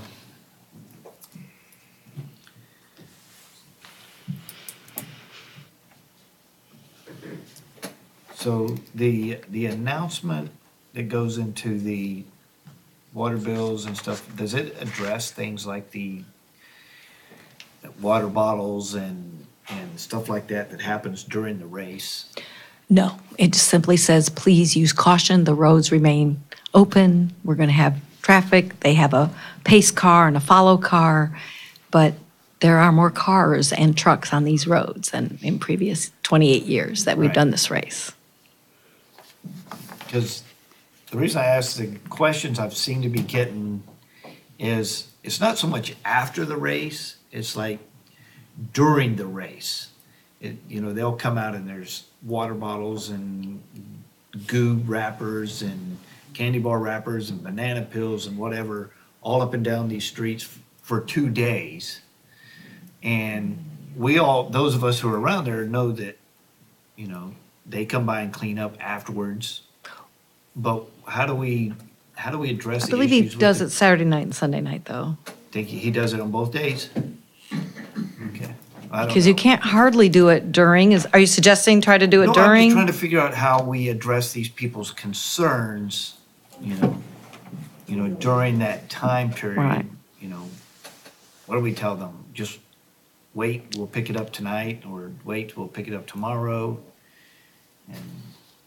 And Yeah, I don't have I'm getting 80 volunteers. I'm up 41% of my slots are filled, which isn't too bad a month before, but I do not have more volunteers to pick up banana peels. I mean, we have the trash cans next to the bananas, but there are some human behaviors going on in there.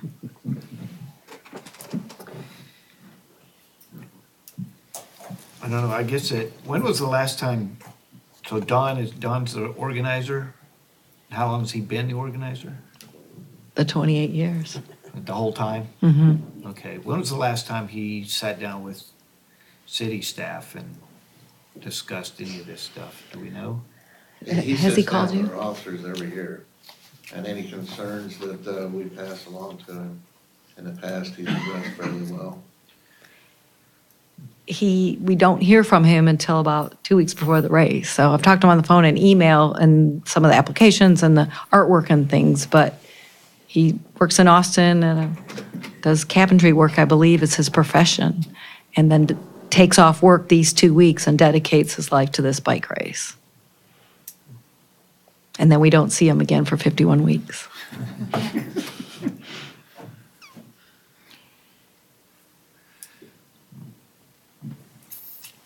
Okay. I got a question for you, Mr. Mayor. Yes. Is there a chance that we can get these right-of-ways mowed on that course before they pick up the trash? Since a lot of that's really tall around there, I've been looking at it.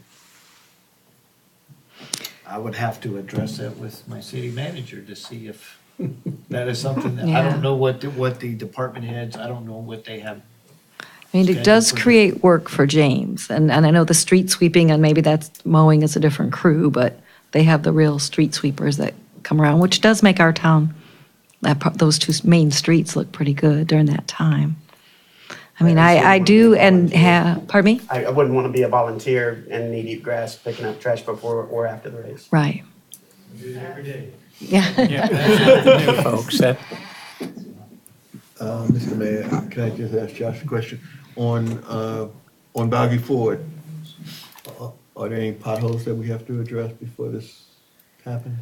There are definitely no potholes on Boggy Ford. It is a fantastic street, true pillar of the community. Don is glad we don't have chip seal that we had last year. So he says they have potholes in Austin too. He's not concerned about potholes or the hills. Some people have concern about the health and welfare of these people going 90 miles an hour on the titanium bike down the hill, but that's what they do. They sign a waiver. We did get 3 certificates of liability insurance, which I forwarded to Sandra this week. So, there was concern about that too. That's their hobby. Some people downhill ski and some people ride the bikes up and down these hills. Mayor, on both those questions, we will address the right-of-ways and we will address any additional potholes that seem to be. If there's a major one, I don't know if there's any major one. It's going to cause any damage. You'll see our crews are out there. They've been out there now doing potholes, so we'll get out there through the area and we'll hit the. They'll concentrate on right-of-ways. these. I'd like to ask that we notify the deer and ask them to. We have had deer accidents. We've had deer. We've texted them. I have seen that happen personally, so. I don't know how to get the people up at Crystal Way that weren't there last year. I don't know how to do a door hanger or reach them. We're doing more Facebook advertising than ever before, and if you go to Lowe's grocery store, it's on the board. It is, my concern is folks that haven't ever been here are going to be surprised. So, Mr. Mayor, I've also been a volunteer of this bike race for the last 3 or 4 years. So is Ed. Yeah, so have you, but I see, when I see the end of the race, I see people picking up the water bottles and trying to get rid of the trash. It's just that during a race, when you're running down the street or riding down the street, you flip your water bottle off to the side. Our direction up to this point has been, don't touch the water bottles, Don will take care of it. What I'm doing this year is putting a bin, so there's 5 locations around the track where our people have their vests and stop signs. There's been other feedback. We did a great, give Jean Oliver credit, to do a survey last year. So I'm going to put in there laminated diagrams, some of the stuff that I put in for you, the one with the flags that show the winners, FAQ thing, and the trail, the one that shows how many times they're going around. Because when you're standing there with a stop sign, you're like, are these the same people? Are they other people? I don't know what a cat 1, 2, 3, 4, 5 means, but I could tell women, men, and so I made a schedule and I'll have that laminated. So it's going to say race info and have these. It's now 4 laminated 2-sided sheets that'll be in there along with the. So I've said, if you can pick up water bottles and put them by that bin, then that would at least get it. And then that would be easier for Don to pick up. And then they are standing there with a stop sign anyway. They could do it. And that would give us, that's still only 5 places along 5.5 miles. But Gotcha. I thought it would be useful. I run that loop 2 or 3 times a week. Yeah. And I know when that's I up to run you. through there, sometimes it actually, I'm kind of impressed sometimes after the race. I run through there and maybe find 1 piece of trash, on that entire route. But I just know everybody comes this time of year and says, I don't like people throwing water bottles in my yard or stopping to go to the restroom in my yard or I know. things like I've, that. I've and had I'm a, trying to figure out how to address those concerns. I talked to a woman for 15 minutes this That's morning why I on was her wondering concerns. The noise is a thing. I don't know how if I can tell them to turn it down. Danny's position is it's way below the decibel image and it's at the times that it's allowed and that's what it is. The lady I spoke to today is an older woman, and she said they take off their clothes. Well, they don't really take off clothes, but they wear these spandex clothes and have other layers they take off, and it is not what everyone wants to see in their yard. I've listened to that today, but I don't, this has been going on for 28 years, and it does bring in international people and tourism and exposure to our area, so that's the offset, I guess.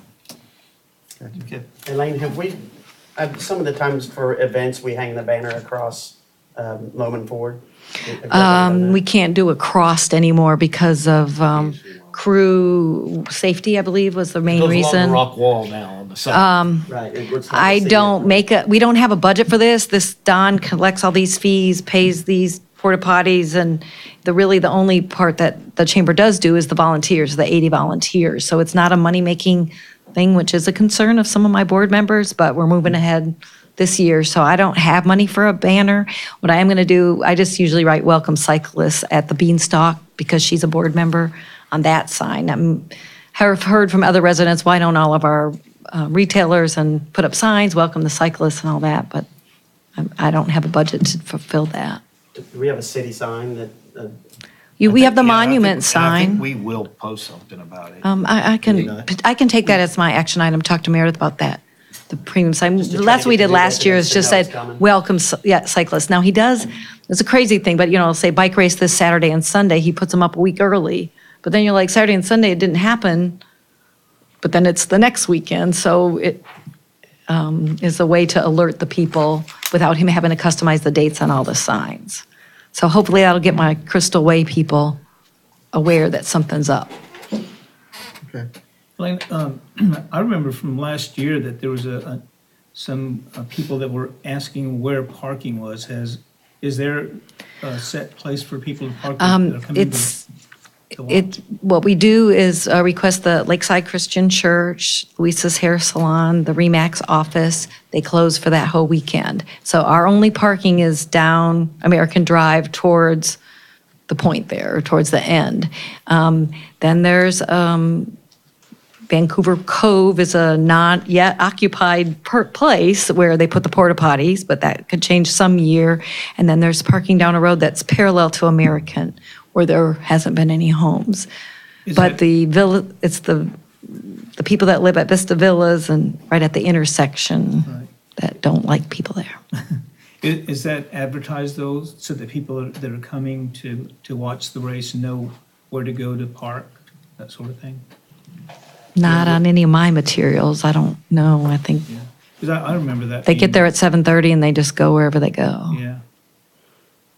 So I know last year we had some people that stop and ask, where are you supposed to park to see this? And didn't know.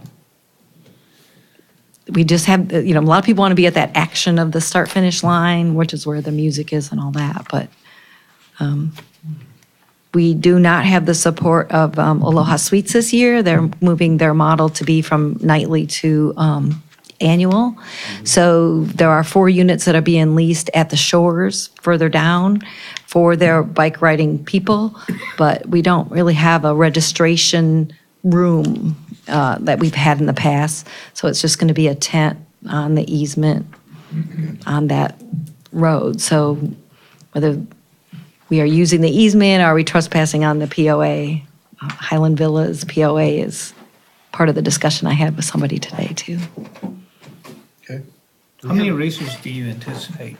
We always say 800. I think it was more like 700. So it's more the first day. Saturday is the busier day. They estimated at 400 last year, but I mean, it seemed like viewing wise, it seemed like it was more like 300, 350. He can't tell by how many people have registered today because just like all people, they wait till the last minute to see how the weather is. But it is surprising when 300 or 400 people show up in the pouring rain and freezing cold and ride those bikes around that loop. And that's 300 or 400 per day for a total of 700 or 800? Right. So we're And looking it's a lesser on we're Sunday. looking at 400 cars in that area? No, because several of them come in. Yeah, I mean, So- I don't think it's ever been that many. I've gone around trying to get the license plate to try to get the effective tourism, and count, just tally Oklahoma, Kansas City, Colorado seem to be a lot of the states, and you can see by the winners where they come from. But it's just down those roads. They don't really park on Highland because that's where the race is. A number of those bikers come in crews. They have someone that takes care of their equipment for them. There'll be 4 or 5 of them that'll get out of a car and they have the bike stuck all over the top of the car. And they're on teams. You say crew, Yeah. but same thing, where they have matching Well, outfits and all that. yeah. Well, it's too late for this year. I'm just thinking in the future, if this thing is gonna, as our population grows and it becomes more congested and people in these areas and stuff, at some point, we need to get with Don and look at the future of this. If Don hasn't come and talked to anybody in staff or anything in years, we need to look at the future of this to see if maybe we can stage people at the high school and the promoter provide some kind of chase vehicle that gets them to the triangle. Keep all the traffic and stuff out of the neighborhoods, maybe have your spectators and your vendors and tents and all that set up in the triangle instead of at American and Highland and Boggy. I've tried to get him to adjust it, and We need to look at some things going I agree. forward. Let's plan that for April. Let's get through this one and have a meeting, because I have board members that have concerns too, and city staff, and because we do want to give him a chance if we're going to make a drastic change or not, we need to do it in April, I believe is the best time. Okay. Yeah, that's what I would like it. I would like that We too. need to get with Don Mhm. and just, Have a not meeting. this year, but going forward. Right. This construction, we're gonna have an apartment complex off of Boggy within a year. Safety may become an issue on this location for this race. So I agree.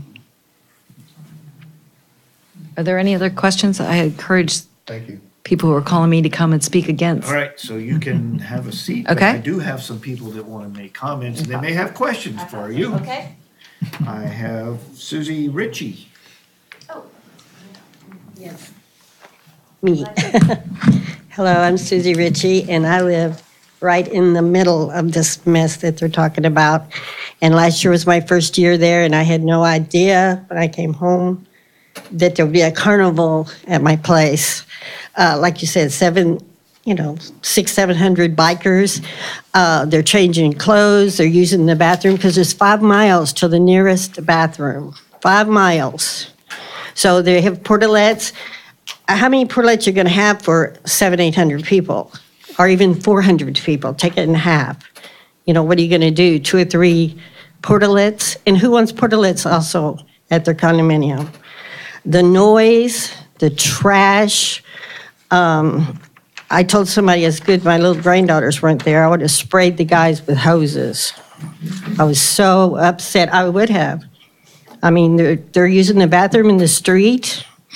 It's very upsetting.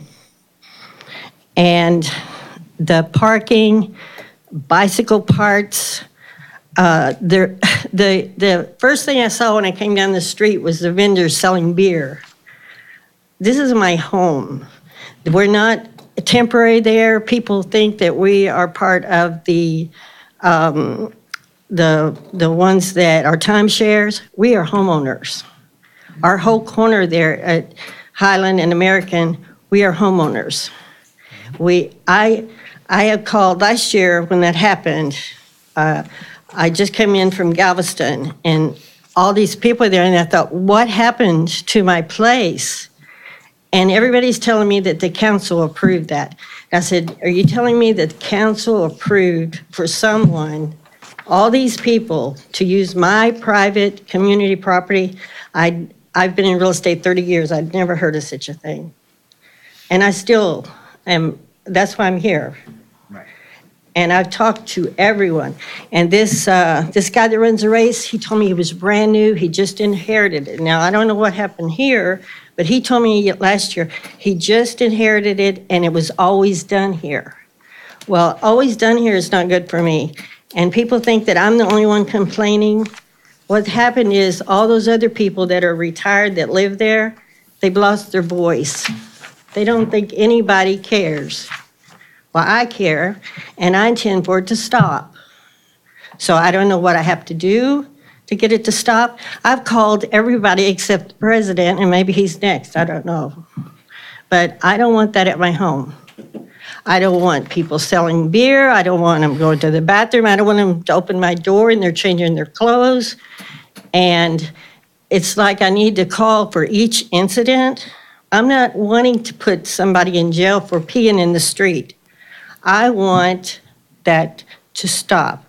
Also, if the chamber is telling the truth, and this is not a moneymaker for them, those people, okay, you take 800 people times several $100s a person to ride that bike race, where's that money going?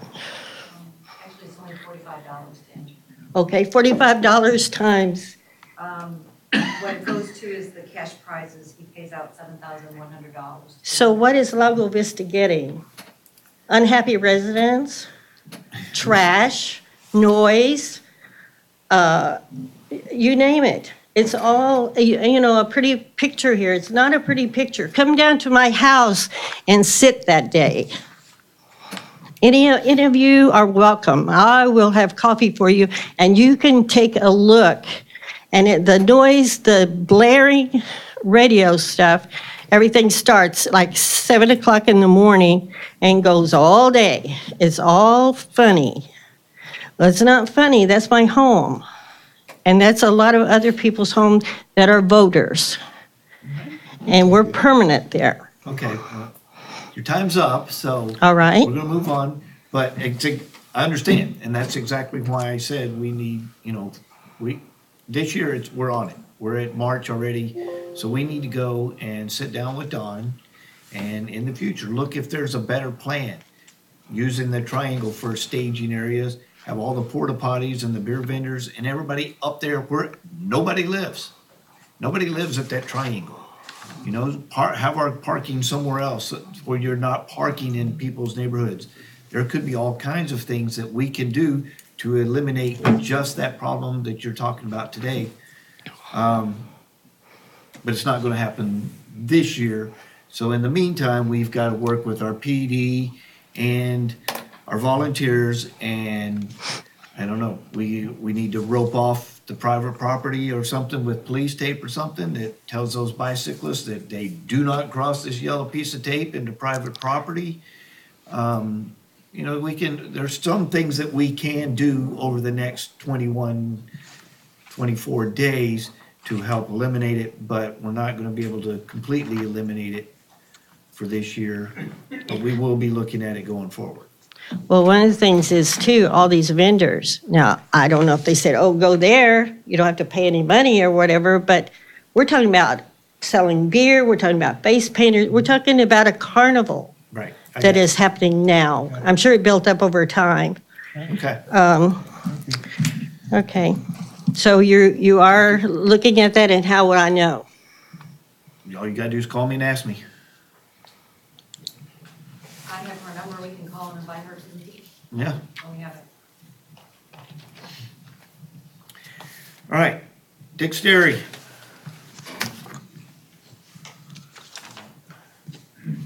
And you don't have to get up, we can bring you the mic. No, that's all right. I got to get away from this, having people bring me mics and food and stuff like that. I'm Dick Sterry. I live at 21405 Coyote Trail. I don't have a side in this particular issue, but I have a question.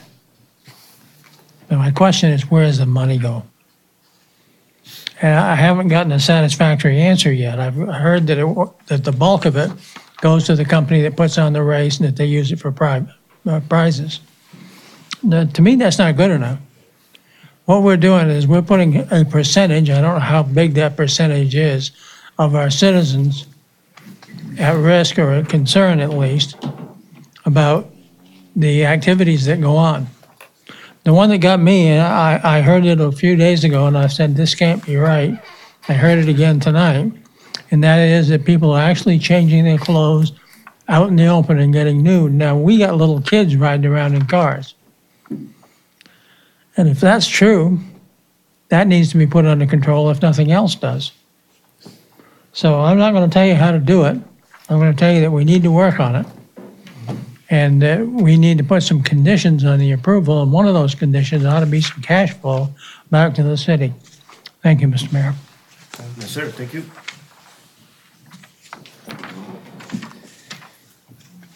All right. That is everybody that I have signed up. So does the council have any more questions or anything for?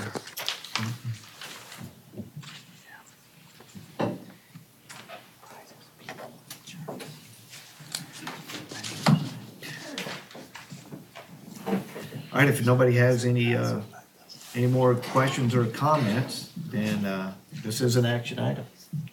And I will entertain action.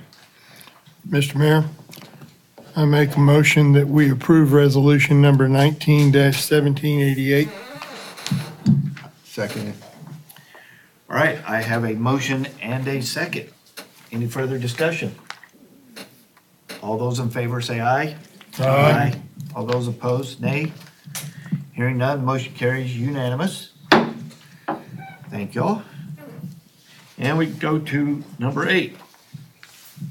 Discussion and possible action regarding resolution number 19-1789, a resolution by the City Council of the City of Lago Vista, Texas, appointing an individual to a term as a member on the Economic Development Committee.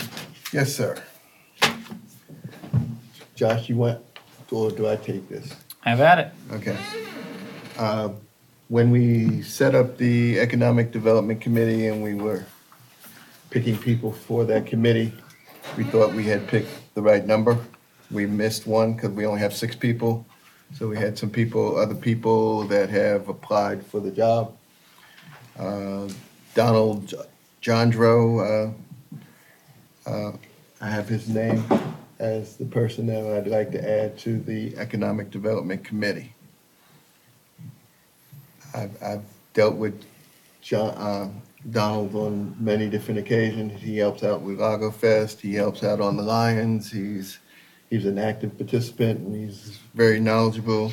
He works well with the people on the committee on the economic development. I think he'll bring added value to that committee. All right. Any Questions? Discussion? I've got a question for you. Yeah. How often do they meet? Once a month.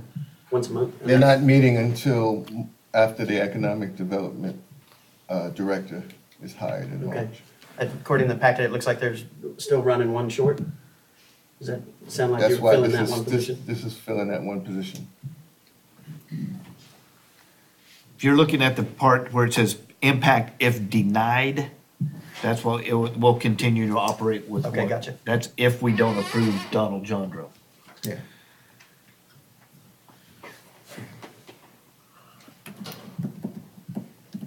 All right, if we have no more questions or comments, this is an action item. I'll entertain a motion.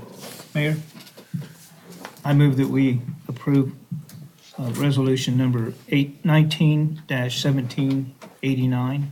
I'll second. All right, I have a motion and a second. Any further discussion? And all those in favor say aye. Aye. All those opposed, nay. Hearing none, Don Jandro is part of the Economic Development Committee. All right, number 9, discussion. Can you, in the resolution, I don't see where the name was added in the resolution. Do you want to, that's a ministerial duty, the city secretary can just add that you were Mayor, voting. it's on the bottom of it, unless maybe you're looking at a different version. Oh, yes, that City Council of City of Lago Vista does hereby appoint Don Jandro as a member with the term. Okay, I'm sorry. Expires in January 2021. Apologize. So. You got it covered. That's what happens when I try and write stuff. I typically mess something up like that, Mayor. But Thank you. All right, now number 9. Discussion and possible action on ordinance number 19-02-07-01, an ordinance of the City of Lago Vista, Texas to adopt the Technical Construction Standard Specifications Manual, known as the TCSS Manual, of the City of Lago Vista, Texas, first edition, dated February 2019, providing an effective date, repealer, severability, proper notice, and open meetings clause. Good evening, Mayor and Council. I will be passing out just a copy for you guys to take a look at. Oh, good, because 615 pages was not enough. Don't worry, I read it 3 times. Mayor and Council, the manual, the construction manual, is comprised mainly of 2 parts. It's the standard details and the standard specifications. So basically, in the nerd world out there, they call the TCSS manual an upgraded version of a children's book, to where you have the words and then you have a picture up on top. So train, and there's a picture of the train on top. So what you have in front of you is the standard specifications, which is about 350 pages on how to construct things. And then the second portion of that manual is the standard details, is basically as a picture of what you're constructing. So why do we need the standard, this TCSS manual? Well, first of all, it creates a uniform standards on how we construct things in the public right-of-ways. This is not for the builders. This doesn't affect any property owners in any way. This is mainly for the city. When the city hires contractors and we hire engineers, what standard we set. And the other reason for this TCSS manual, as we're about to embark on utility replacements and street rehab, is it creates creates a streamlined process to hire and retain engineers and hire and retain construction contractors. Currently, the city doesn't have a TCSS manual. The city defaults to the City of Austin manual. That's why sometimes you may see out there that there's a manhole that says City of Austin on it. And then you see that on some other cities too, that they just default to the City of Austin. That's the biggest city around. A lot of the cities nowadays, they have their own, because the construction in Lago Vista is different than the construction in the City of Austin. So our geology is different. The materials that we like to use are different. The pavement, the way we do our curbs, the way we want our right-of-ways to look is different. So the TCSS manual is modified to represent construction of infrastructure in the city of Lago Vista. So, as I said, this is mainly directed towards city projects, all projects that are intended to be owned by the city. So anything that utilities, curb and gutter, anything in the right of way that the city will own, that's what this manual is about. So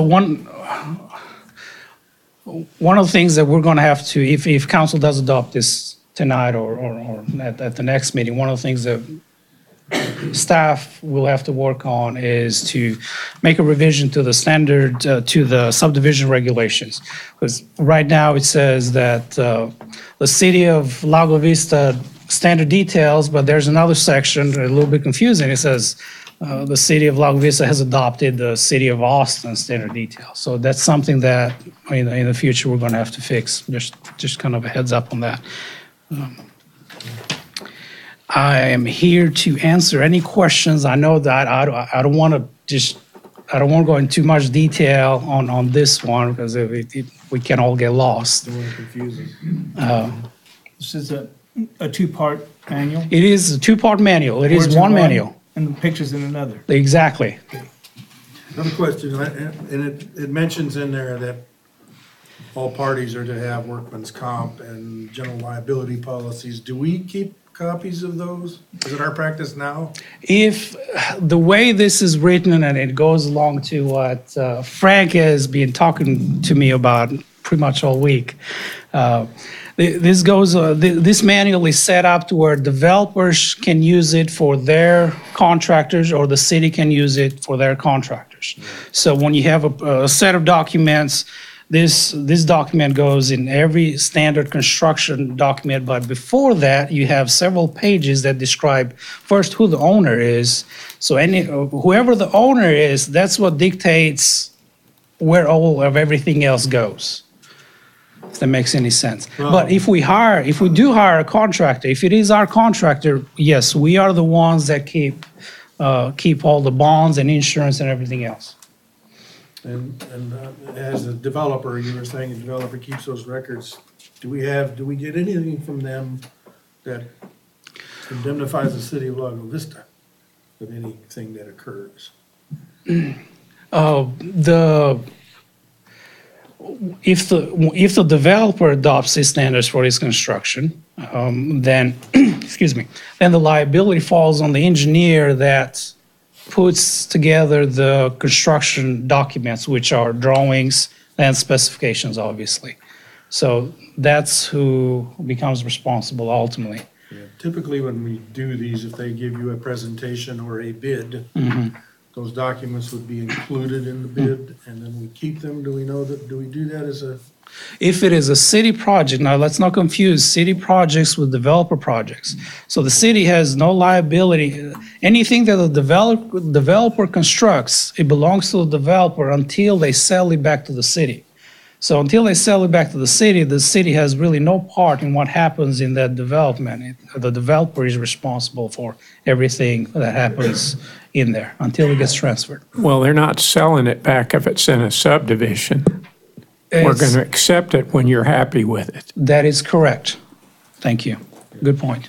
Well, I just know that anything that occurs in the city that goes wrong, you're going to be tagged in any kind of lawsuit. So I just want to make sure that up front we have copies of their coverage, and that it's enforced if it's not as fraud. It is not different than what we have right now. Right now, we have City of Austin standard construction standards. So that doesn't change anything. The only thing that it changes is that instead of going from the City of Austin standards, now we have our own standards that has construction methods and materials the way that the City of Lago Vista likes them.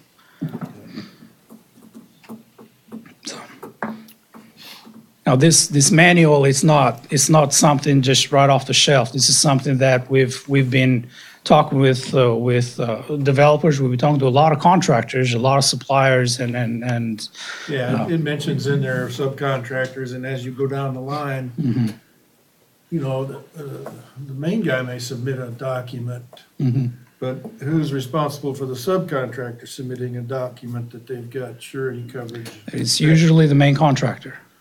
Okay. Whoever you have the contract with. Just been involved in some of this. And it can get nasty if the subs don't have workman's comp. Yes, sir. And this is pretty routine. When we hire a contractor, we go through all the steps. They have to provide 1, 2, 3, 4, whatever the list, and they provide a materials list before construction even starts on anything. There's a materials list that gets approved. There's inspections during construction. There's testing during construction, and then a final inspection and acceptance at the very end. Other than that, I didn't read a whole lot of it. I read what I could understand. There's going to be a test. Well, I was going to make the comment, this is on our agenda, 9, discussion and possible action, but this is the first time it is brought to us. This is the first meeting of the month. This is the exact reason why we address each thing twice, because 527 pages of just this one document, I was not able to read this thing because half of it I didn't quite understand to begin with, so I'm having to read pages 2 and 3 times and skim through, and so I'm going to throw it out there right now. I don't recommend us taking action on this item tonight. as a comfort to council, generally the construction standards are, anywhere you go, they're 70 to 80% alike. Is that 20% that changes, that makes it Lago Vista or Austin or Leander or whatnot? Yeah, and I know we've been working off of Austin, but now we're changing it to have, you know, we're big boys now, we got our own manual. I want to make sure that, you know, what we have in here is pertinent to Lago Vista. I mean, because we're different from Austin, and I want to see that it's unique to Lago Vista, not Austin. And if we come up with problems with this, just the way we do business here, or something about our terrain changes, we can adjust this because it is custom, right? So we can. This is, yeah, it's not a one size, yeah, this is Lago Vista, it's what we want. Yes, sir. So hopefully all the local builders will read all of this and come to us if they see a problem that we don't see. That's your expertise, so this will be on our next. Yeah, it will be the same as next. Well, that's my recommendation. I mean, if y'all want to take action tonight, you can, but I'm just saying my recommendation is not to go back and spend more time on these 527 pages and just see. And then next, on the 21st, we can take action. Thank you. Mayor, that does happen often where contractors come back to us and ask that question, like Don's pointing out. All the time we get that comment that you follow the Austin standard. And so we'll say yes for the most part, and then we have a particular item that they'll ask a question on specifically that we may already have a standard or a policy. And so they'll ask that specific question. So back where Tim's having that question, they're going to read through here because they're looking for the things, how they design their bid, how they design their project. And unlike the rest of us, they look at it very detailed. And then typically they'll sit down with Eric and Roy and have a good time fleshing it out. And the first time they come and ask if we go by the Austin standards and we now tell them no, they're gonna have to go back and look at Lago standards. Cool. So I do have, is there any more discussion up here before I go to their audience? I do have Mr. Ron Smith who has signed up to address this issue. Okay, back again, Ron Smith, 20609 Oak Ridge. Thank you, Mayor, for putting that out there. I was going to recommend to the council that you postpone this. And the reason for that, I got like 5 examples I'd like to point out to you because I did read most of it. Section 604 talks about material over in the water systems. A couple of things there. We're reintroducing some new materials called polyurethane and copper tubing, and it looks like asbestos cement has been omitted from the inventory, so that probably needs to be looked at. The document consists of 580 some odd pages. Once this thing gets approved, we'll probably be in the top 3 on poundage for documents within the state of Texas. I went out and Google searched these documents. I found 12 in Texas that I could find. 3 of them had broken links. The biggest one other than Austin and Marble Falls was Seagoville at 124 pages. So I'm trying to figure out why other cities can do it for less than 124 pages, but we need 580 some odd pages. You may not know, but in the Water Conservation Plan, we have a 1-page cartoon. It's Appendix A, I believe, that talks about the strategy of going forward with pipe replacements in the city. I finally found it on page 292, so it's in there. So the strategy of the city going forward for water line replacements exists in 2 places, in an appendix in a water conservation plan and on page E292 of this document, both of which are not really obvious to a casual reader. And then probably the last thing is I think there's going to be some unintended consequences associated with this. I did stumble across Wimberley. They had a case come before their planning and zoning that used the TCSS in their application, or at least it came into play. It's dated April 3rd of 2017. P&Z had to get involved in these documents, and so did Board of Adjustments. And it had to deal with a car wash in Wimberley. So all I ask is don't take any action today. I think you got more reading to do. I've got more reading to do, and I've probably done as much as y'all have, if not more. And these are just what I found so far.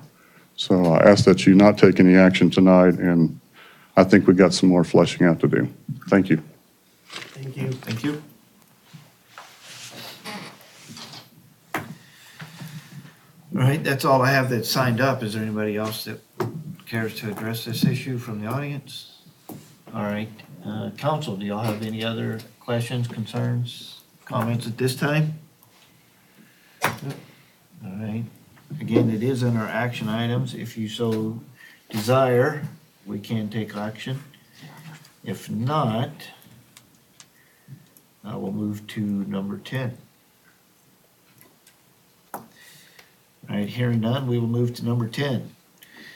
Discussion and possible action regarding the Rusty Allen Airport Property Owners Association request to consider the Lago Vista, City of Lago Vista, and Rusty Allen Airport Property Owners Association funding commitment agreement.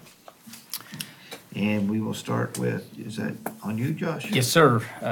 Mayor, if I may, the item before council tonight is an agreement that was signed by the Rusty Allen Airport Property Owners Association and sent back to the city council to review and possibly approve related to the funding commitment agreement between the POA and the city. The staff summary that I added in stated that city council approved a document on October 18th of 2018. That's included in the packet, sent that back to the POA. The POA has made a few changes, signed their agreement, sent it back to city council for review, which is where we're at. The current agreement is set to expire at the end of February 2019, so we're right around that area now. Another document that we included was the 2012 Modernization and Reform Act that we've discussed before, so we included that inside of the packet. And then the last point that I added into the staff summary is we know our end goal is that we need to have an agreement between the city and the Rusty Allen Property Owners Association. We know that we have a deadline for the existing agreement, and that should we not have an agreement in place by the time this agreement expires, per TxDOT Aviation, we need to either have a plan of action for how we're going to get to that agreement, or we need to inform them that we're at an impasse and let them provide us direction otherwise. All right, and so we set in October, we had joint meetings between a subcommittee and the POA, and we sat and negotiated the funding agreement. Came out of that, the direction was that council would be voting on the final draft on October 18th. I believe it was that very day I got some changes from the POA that they would like to see. Their draft and our draft coming out of our subcommittee meeting didn't quite line up. So we sat here and went paragraph by paragraph over a couple of hours, roughly, hashed out everything, and we signed our version. I voiced what changes that the POA had brought to us at that time. We looked at different things, added some we did not, but we spent hours trying to work out this final document on the 18th. It was sent back to them. Now they are coming to us with more changes. Whatever we negotiated on the 18th, I guess, was not good enough. So they didn't sign ours as approved by council. They come up with something else with more changes. I believe there was 3 changes, was it? 4 total changes, 4. Mayor. So instead of just going through the whole thing, sir, could you just briefly tell us tell the audience and everybody what these 4 changes are? Yes, sir. So the first change, we're going to be on page 1 of their document, which would be page 583. And that is the removal of the whereas, the first be the 4th whereas. So if I flip through to our document, let me just tell you the number on that one so you can compare. So, apologize, hang on one second. All right, I should have told you I was going to ask this one. Should have had it ready, Mayor. There's a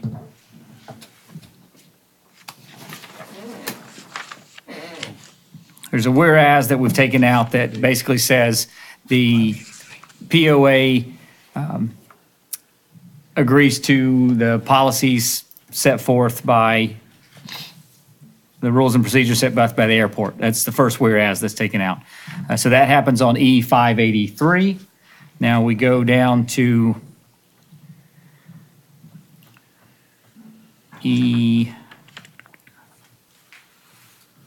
we're going to look for E5.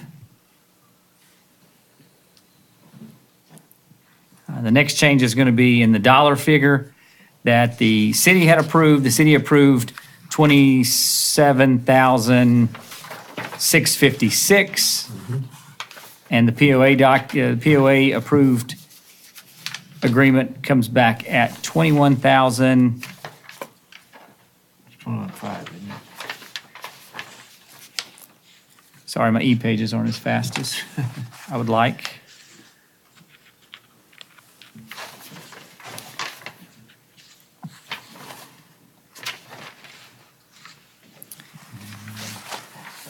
I'm almost there. Mike can beat you. 21.6. Thank you. Okay, so city agreement 27.6, the POA approved agreement 21.6.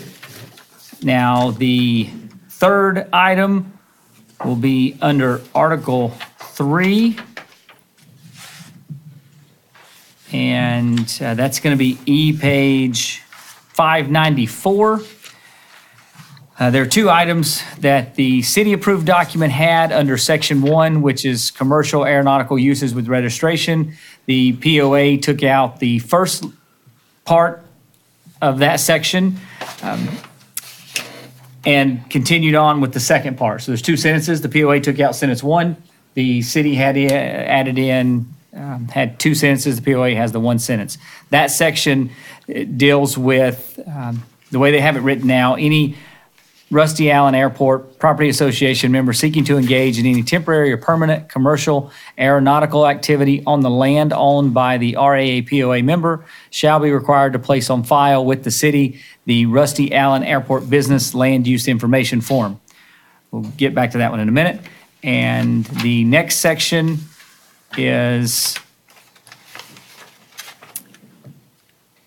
Article 4. looking for it.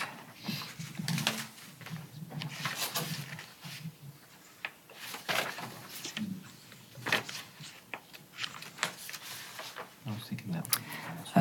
The next section is the access requiring any person that would be a tenant to a property owner to complete their separate through the fence agreement.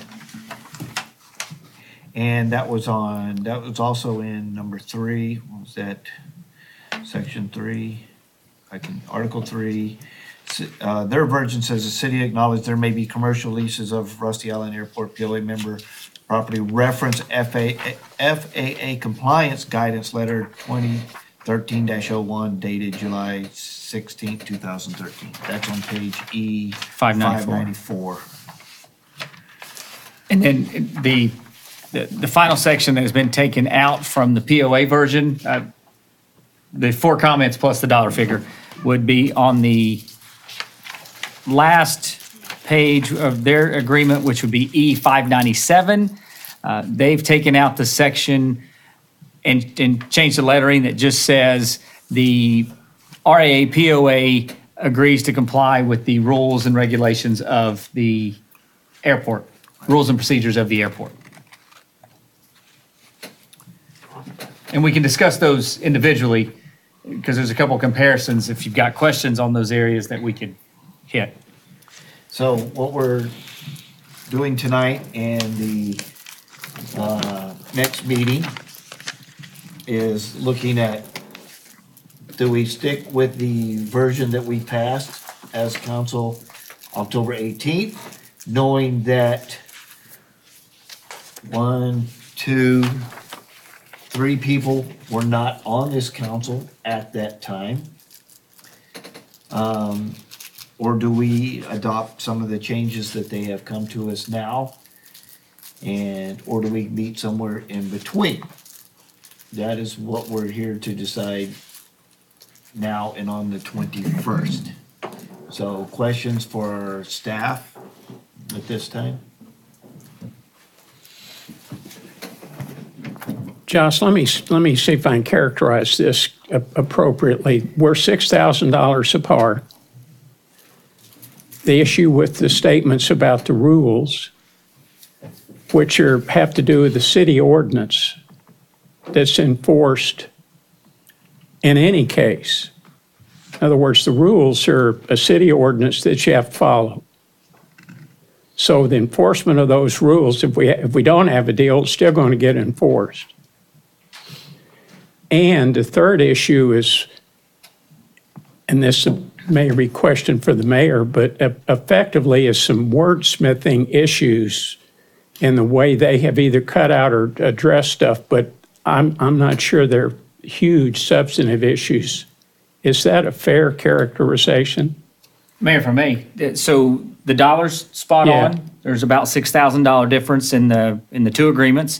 The rules and regulations statement that was removed, yes, I believe that you're correct in that statement as well, that we have rules and regulations that should be adhered to, and if they're not, there are ramifications for that. The other section, you said potential wordsmithing. I do believe there's one section that wordsmithing would go, and that would be section 3, that first paragraph. Yeah. That, when I was mentioning that, the reason I said we could come back to that, I think that is a wordsmithing section. The language that the city has in the city-approved document is directly from that Reform Act. The language that the POA took out in their document, I would say, says the same thing. So they took out a section, but they still have the intent of that section. Yeah. However, then there leaves the two other sections in terms of access through the fence for a tenant aircraft. Yeah. And then the whereas that states that the RAPOA seeks to taxi aircraft from the property through the fence of the airport and to the runway and taxiway system. So, yep. I'm in favor of an alternative C. We got alternative A with Tarleton B or alternative C, and Josh had a bunch of conversation about this, which is somewhere in the middle or something else, because it appears to me we're pretty close. Now, I don't know how to get to C. I don't know how we get to alternative C. In the conversations and Josh has been in some of these with me, it appears that the airport POA board is pretty hard over on take it or leave it. We'll let them talk in. Yeah.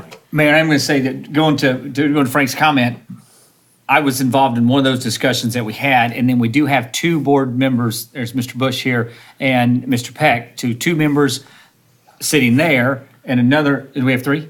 2 board members are Wendy Anderson Orms and. Sorry, I didn't know Wendy was there. I thought John was on the board, but then we have another one. John's wife is on the board, but not John. No. Okay, I'm just sorry. I'm wrong. So, gotcha. It's Wendy, she's on James, and then we have one board member sitting here. So I was completely wrong, but I'm just saying we still have point 2 here. That was my point. Yeah, and then I have the sense that the council is pretty, I'm not going to use the right word, so you guys pick the word you want. But they feel pretty confident in what the past council did. I think the most of us are okay with that. Right. So I'm back to how do you get to C when the difference between A and B is a little bit. And frankly, it's interesting to see where we've gone since Josh has tried hard, really hard, in my opinion. And I watched this stuff before I got to sit up here with you guys to try to get to a win-win. I don't know, folks, if y'all want to try to make a run at trying to get to a win-win or not. I don't know. And I don't know how we get there. But Well, my stance all along has been to go with the subject matter experts. And yes, I know we have people on staff that have worked with airports and stuff on a professional basis. But when it comes to running the Lago Vista Rusty Island Airport, and when they've been doing it for decades, I tend to lean heavily on the property owner's opinion of that airport. And knowing that, this document is going to be reviewed by TxDOT and possibly FAA, I personally would, on most things, lean towards the POA and their version of the document, and we go from there. The only thing would be the money. And I don't know how big of a stickler that's gonna be. I felt coming out of that meetings that we had in October that the 27 was a reasonable, because we had asked people sitting at those tables, okay, we're looking at here, we're looking at there. What can you sell to the POA? Walking out of here, what can you go today? Well, this 27, I think we left talking at 25, but the 27 was put in, so I thought going that the 27 was going to be a reasonable number. So I don't know, that's going to be a sticking issue.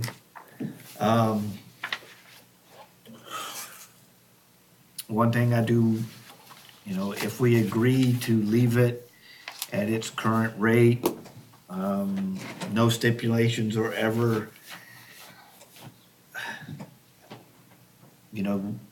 going forward in the future, is that 20,000, whatever, is that always going to be the right price for? isn't there a provision in there that allows for us to increase according to the CPI? In this version? Yeah. Was that in their version? Yes. I think it's in their version. I think it is. Yeah. Mr. Mayor, from all those meetings that I attended, the 27.5 seemed like a reasonable compromise to the total cost that it was costing the city to do some of the drainage stuff they have to do. The numbers I saw were much higher than that. If I'm wrong, Josh, please correct me, but 27.5 seemed like a reasonable number. Well, and again, the 21 was a number that's been in effect for the last 10 years. Things increase. 20. It's been 20. 20,000. 20.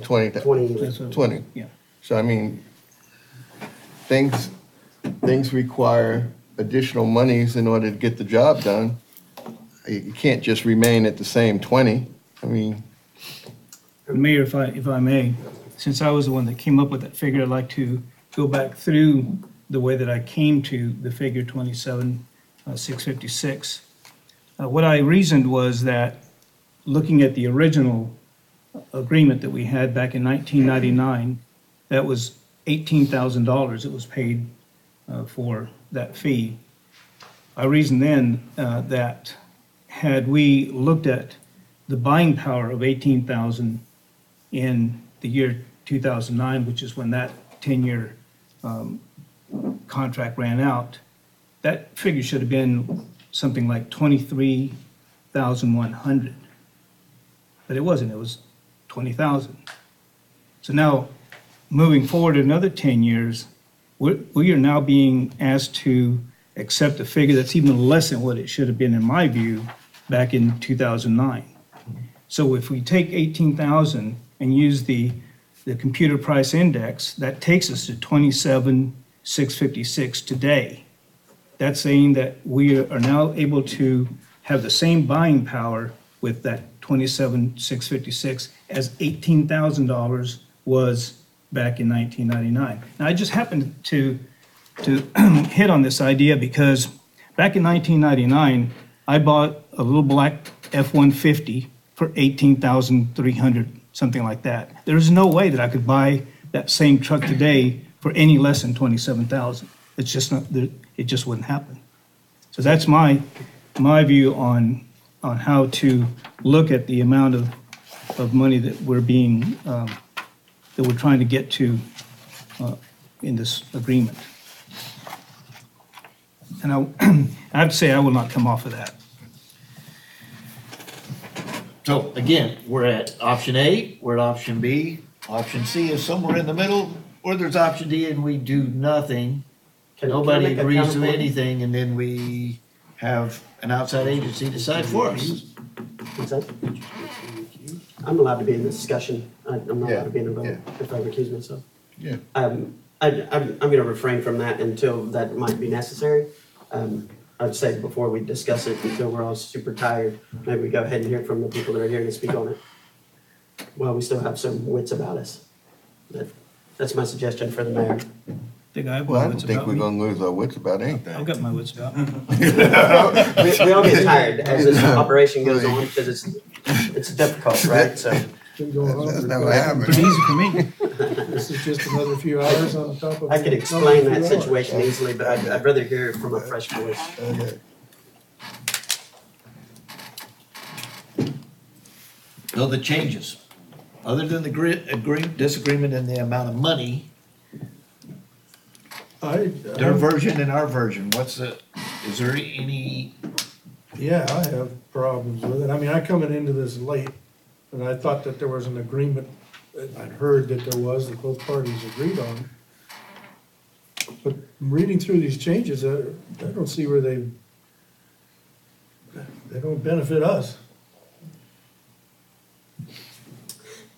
No, there are certain things that you were required to do in there, and they're taken out. Well, that's all easily explained. We'll get to it, and I'm certain of it. It's simple. No, I don't think it is. Well, I mean, it's simple to explain where you're. I'm a simple guy, but my simple reading of this is there was responsibilities on their part that are taken out. That's one view of it. We can allow the mayor to. Mr. Mayor, I was involved in some of those sit-down discussions with the POA. And honestly, the money,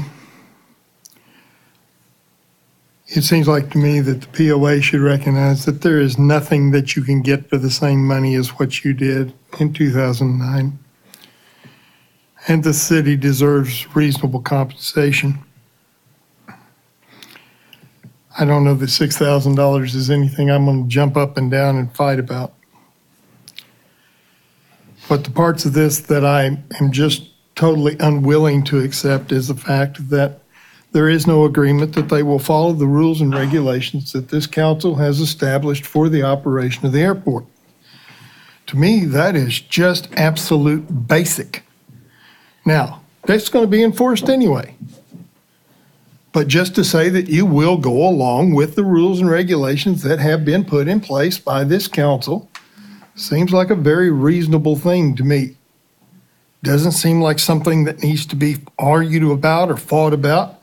The rules and regulations are the rules and regulations. They're what have been put in place. They were established by the city. They should be followed.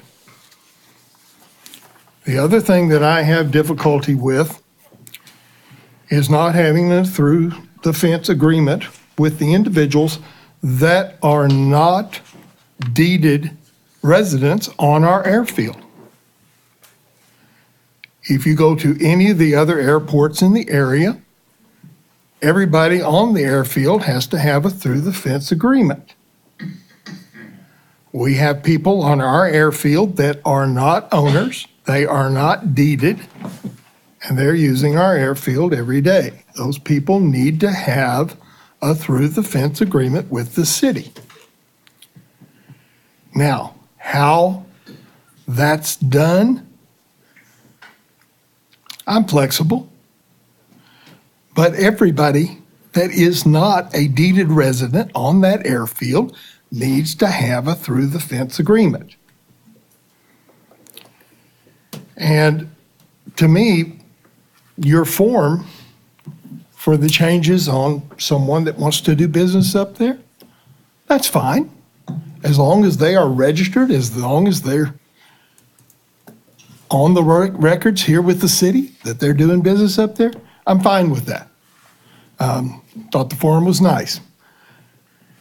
But the thing about registering the people with a through the fence, if they're just renters, and an acceptance of the rules and regulations, to me, are two things that have just got to be in there.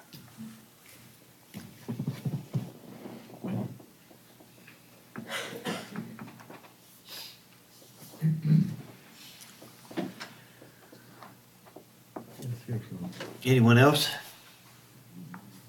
All right. We'll move to the audience at this time. I have some that have signed up to speak. First of all, I have Mr. James Peck. Good evening, Mr. Mayor, staff, council. I had some planned things to go through, but instead I'd rather answer your questions directly so we can help this move along. The important thing to know is we did have a roundtable meeting on the 15th of October 2018 where we sat down and hashed most of this out. The reason that there's confusion that came afoot is because during the council meeting on 3 days later, on the 18th of October, a number of things didn't carry directly from our roundtable meeting straight into that council meeting. That's why we had 3 different agreements in front of council that night. So one thing that we absolutely did come to an agreement on in the roundtable meeting was the figure of $21,600 from the POA. And the most important thing about that number is that from our previous airport action plan that was done back in 2016 with help from TxDOT, they wanted to get away from just an aggregate figure and also make sure that this agreement addressed individual dollars coming from individual properties. So the way that we got to 21.6 is taking $275 per property owner that we've been paying and turning that into $300 per property owner. So it's a small increase. That aside, we wanted to make sure that the agreement stated that that's how we got to that number, that it's per individual property at $300 apiece and the number of 21.6. But at the end of that roundtable, 21.6 was the number. 27.6, as Councilman Davila said, was a number that he came up with based on CPI increases and a few other things that are aside from that. I'll come back to the money because I think that seems like it's the biggest sticking point, but I want to make sure that there aren't any other questions that go unanswered. And if you guys have continuing questions, I'm sure we can go beyond the 3 minutes that I have here because I want to make sure you don't have a bunch of questions in your mind so we can get through this. To go straight into the changes, Councilman Weatherly, your direct issues from what I have noted here were that we removed the portion about following airport rules and regulations. I want to make sure that you understand that our problem is not following airport rules and regulations. It's that the way that they were stated in the document that was passed on the 18th states that we'll follow those rules and regulations regardless of whether that means that we're on airport public property or behind the closed doors of our private property at the airport.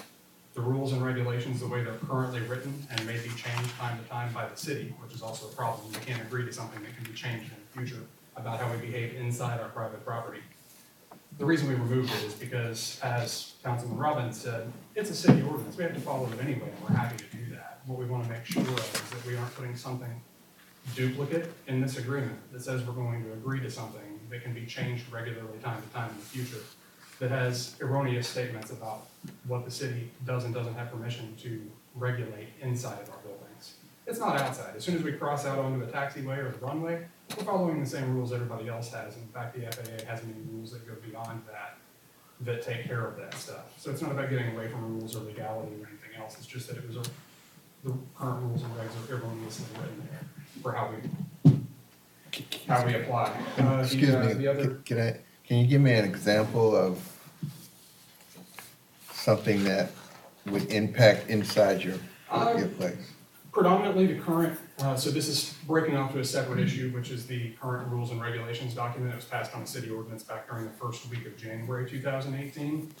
That was written to clear up a lot of errors that TxDOT Aviation and the FAA agree that cities do need to have in place to operate airports safely. Many of those rules were blanket terms taken from templates that apply perfectly to an airport where there's no private property ownership. The problem with the way that we passed that document is it didn't delineate anything. So it says things about how the cleanliness of your hangar would be addressed, things like that. If I want to live like a pack rat inside my hangar or my house, I mean, I'm not going to personally, but if somebody wants to go ahead and do that, they can. It's simple things like that. None of this is big, complicated stuff. We're not trying to skirt away from big issues. We're trying to make this clean and correct, sort of the same way as the previous conversation about the city adopting new rules for how you develop streets and manholes and things like that. We want to make sure that if we're agreeing to things on paper, we're getting them done correctly. So that's why we've been so hard at this. I have a notebook back here that's about 250 pages thick now from a year and a half of this. It's just to get it clean and correct. Okay. The other issue that we removed, Councilman Weatherly, you were talking about the agreements for some sort of through the fence type agreement or something similar, a usage agreement for any tenant aircraft where we decided to take on a tenant inside one of our buildings to help recoup some of the expenses we have as a private property owner, namely property taxes and things of that magnitude, that those people need to be in a separate agreement with the city. We don't have a problem with the city wanting an agreement or a fee or anything else from those people. What we would recommend, and there wasn't a clean way to put it into this agreement, the onus can't be on us as a property owner to go to those people and say, here's how you have to behave with the city, and to do any regulating of that. And it's pretty clear in the document that was passed in October that all you're asking us to do is ask them to do that. Well, the way that that needs to be done is probably at the exit of the airport. There can be a sign posted, there can be a notice that all based aircraft at the airport or non-property owners need to register with the city. And that's cities to take care of at that point. You can make a city ordinance or an amendment to the current airport ordinance that would handle that for you as well. That way you have an enforcement vehicle for that sort of ask. But it can't be the purview of the Property Owners Association to take care of that piece of housekeeping at all. Who's been doing it now? There hasn't been one prior because the people who we might have as a private tenant in our private properties, they're a tenant of ours. They're allowed to access the airport the same way as if, let's say, you kept your own airplane in Georgetown, Dallas, etc. If you wanted to come to Lago Vista and make use of the facilities, you can take off and land on that runway and use the taxiways all day long. If you get tired, you can take a break under our pavilion, you can go use our plastic toilet that's out there, and you don't pay a dime. The tenants that we as private property owners take on to help us recoup our expenses of holding these valuable pieces of private property that we pay big taxes on, we're just kind of recouping some of our expenses, and these people are making the same use of the airport that any other public citizen anywhere can. It's a public airport. So it's actually an above and beyond thing to the city to be able to start taking notice of the fact that there is a vehicle for some funds collection. If the city wants to do that, that's A-okay. We just can't take care of that admin. Yes, sir. Just a question, okay? That plane from Georgetown lands here, uses our facilities, goes back home to Georgetown. Do they not have to have a through the fence agreement in Georgetown? So it's an entirely different airport in Georgetown. I'm not talking about a different situation. I'm talking about two people that own planes on a airport that are not property owners. Right. And you're trying to make the people that rent from you something in another category. They are nothing but a renter on your airport. They are not a property owner. They are not deeded. They are simply someone using our airfield, parking their plane there. Right. Okay. And everywhere else you go, they've got to have deeded access to get on those airfields. it's a more complicated matter than with your current tone that I'd be able to address in this discussion, but I'd be happy to delve deeply into it anytime. Let me ask you a question, Mr. Peck. So you're talking about a tenant that will reside in your hangar. Doesn't it seem reasonable that you'd be responsible to that tenant if there's something that he needs to abide by for you to make sure that he understands that? I mean, I think that's what you're being asked to do here, is just take responsibility. If you're gonna have no responsibility under the law, the FAA document that was referenced. We're talking about responsibility to us. Right, so we don't have a responsibility. That would be, I'm trying to come up with a good analogy, that would be akin to me having a renter in my house and having them come up with a separate agreement aside from what property taxes look like that they need to come pay something to the city. The way that the FAA has addressed this already, because we aren't the first ones to have this complication, is in the document that's referenced where we made the amendment in this current agreement. That document basically says that we are allowed to access this type of airport in this scenario, as well as any aircraft we assign. So if we are taking responsibility for them, we are allowed to have them come and go from our property. What we can't do, the FAA makes very clear, and we actually have in this document still, is that we can't allow our property to be used as an easement from another property.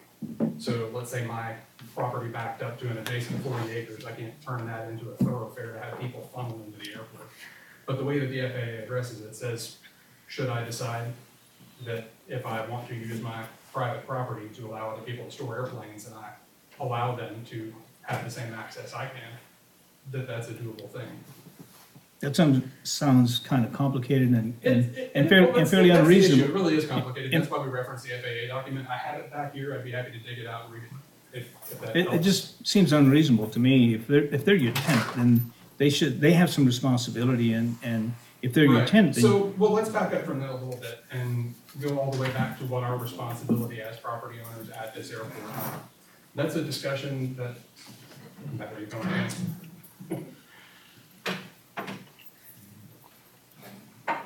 Yeah, okay.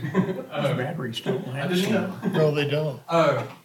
So the way that we got here in the first place, this is a discussion that's been silenced through the first few meetings. We as property owners at that airport did own that runway and taxiway system prior to it coming to the city. I think most of you know that. Yes. Right. Currently, that asset sits on the tax rolls of $3.675 million. I believe it was a $10 transaction when that came over to the city. The way that all came to be in the first place is that it is an asset to the city, but when it was given over to the city looked at the Property Owners Association and said, why on earth would we want to do this? You're giving us something that we're going to have to maintain. And the Property Owners Association at that point in time says, yes, we understand. The interesting thing is that you have the ability to have matching funds from TxDOT Aviation or the federal government that basically for every dime you spend, you get $1. It's 90-10 matching funds on many things to develop revenue-earning assets that the city will own at this airport. So even though the city of Lago Vista way back then, that was about 1995, didn't have the ability to take any investment interest in property at the airport, they understood that in the future, there may be a time where the city of Lago Vista would grow up big enough to want to make an investment that could earn them revenue at the airport. So the city looked at that and said, okay, we understand the future. Help us understand now. So that's where the first operation and maintenance agreement came into play. We as property owners understood the position the city was in, and many of the people from the airport were the same people who were at the city back then. And the way that that came to pass was that the Airport Property Owners Association says, what if we come up with an agreement that's a maintenance agreement that basically for the operating expenses of the airport roundabout now and until the city of Lago Vista grows up and can start taking care of some of these things and making investments that'll help them be financially solvent when they do it, let's figure out how to cover the expense of the airport in the meantime. And that's how we got into these agreements. Mm-hmm. That's why we have such a distinction at our airport. We're one of fewer than 10 in the entire country who has this type of arrangement. We're not a traditional through the fence. We're considered to be the most like that out of the three major types of airports for purposes of gaining those matching funds, because the FAA and TxDOT didn't even have a folder to put us in. And they went, well, it's the closest to a through the fence. The difference is a through the fence airport operation is involving paying a fee for access. What we as a property owners association did was step aside from that. And when we gave the city an asset that's now worth over $3 million, and we've been paying to take care of it for 25 years, we left ourselves access to that airport. But on top of that, we've been in some type of an arrangement this entire time that's been $18,000 a year, escalated to 21, and now hopefully escalated to 21.6 to continue helping the city just take care of an asset that we gave them. Now that the city's trying to make investments in the airport, we as a POA think that's great. The airport's grown a ton in the past 25 years. It's gone from being about 15, 18 hangars, even though it was still the same 72 subdivided properties, to being, I don't have a hangar count right now. Can you help me? 60? Real close to 60. 60, give or take. So what we've done on our private property has been develop it like crazy, which has increased the tax base for the city. Right now, if you just take the 65 cents on the dollar portion of the city's tax revenue, our private properties at the airport generate about $100,000 a year in tax revenue for the city. Where if we were just like all the other stuff off the east side of the airport that's empty out there, those lots are on the tax rolls for $2 to $5 grand a piece, most of them. So it's a big tax base that we've brought here by making these private investments. I want to step aside from that and go into this. So we've basically just been paying this money to help the city stay solvent. Now that the city wants to grow assets on the airport, a couple of lots have been bought over the past year. There's talk about developing further out on the east side of the airport and buying more. The city also did a very smart thing and bought the fuel farm from, it had been on a private lease. So that's a new revenue stream. It's slated to make about $25,000 for the city this year. It's a fantastic thing. And all of us as property owners buy fuel all the time. And the better our airport looks, the more transient traffic we get, the more fuel that we sell. That's a very positive thing. Go ahead. May I interrupt you again? There's a couple of things that I need to be made clear on. Sure. First of all, I sense that the attitude that we're facing is that we, the city of Lago Vista, are in the business of making money at the airport.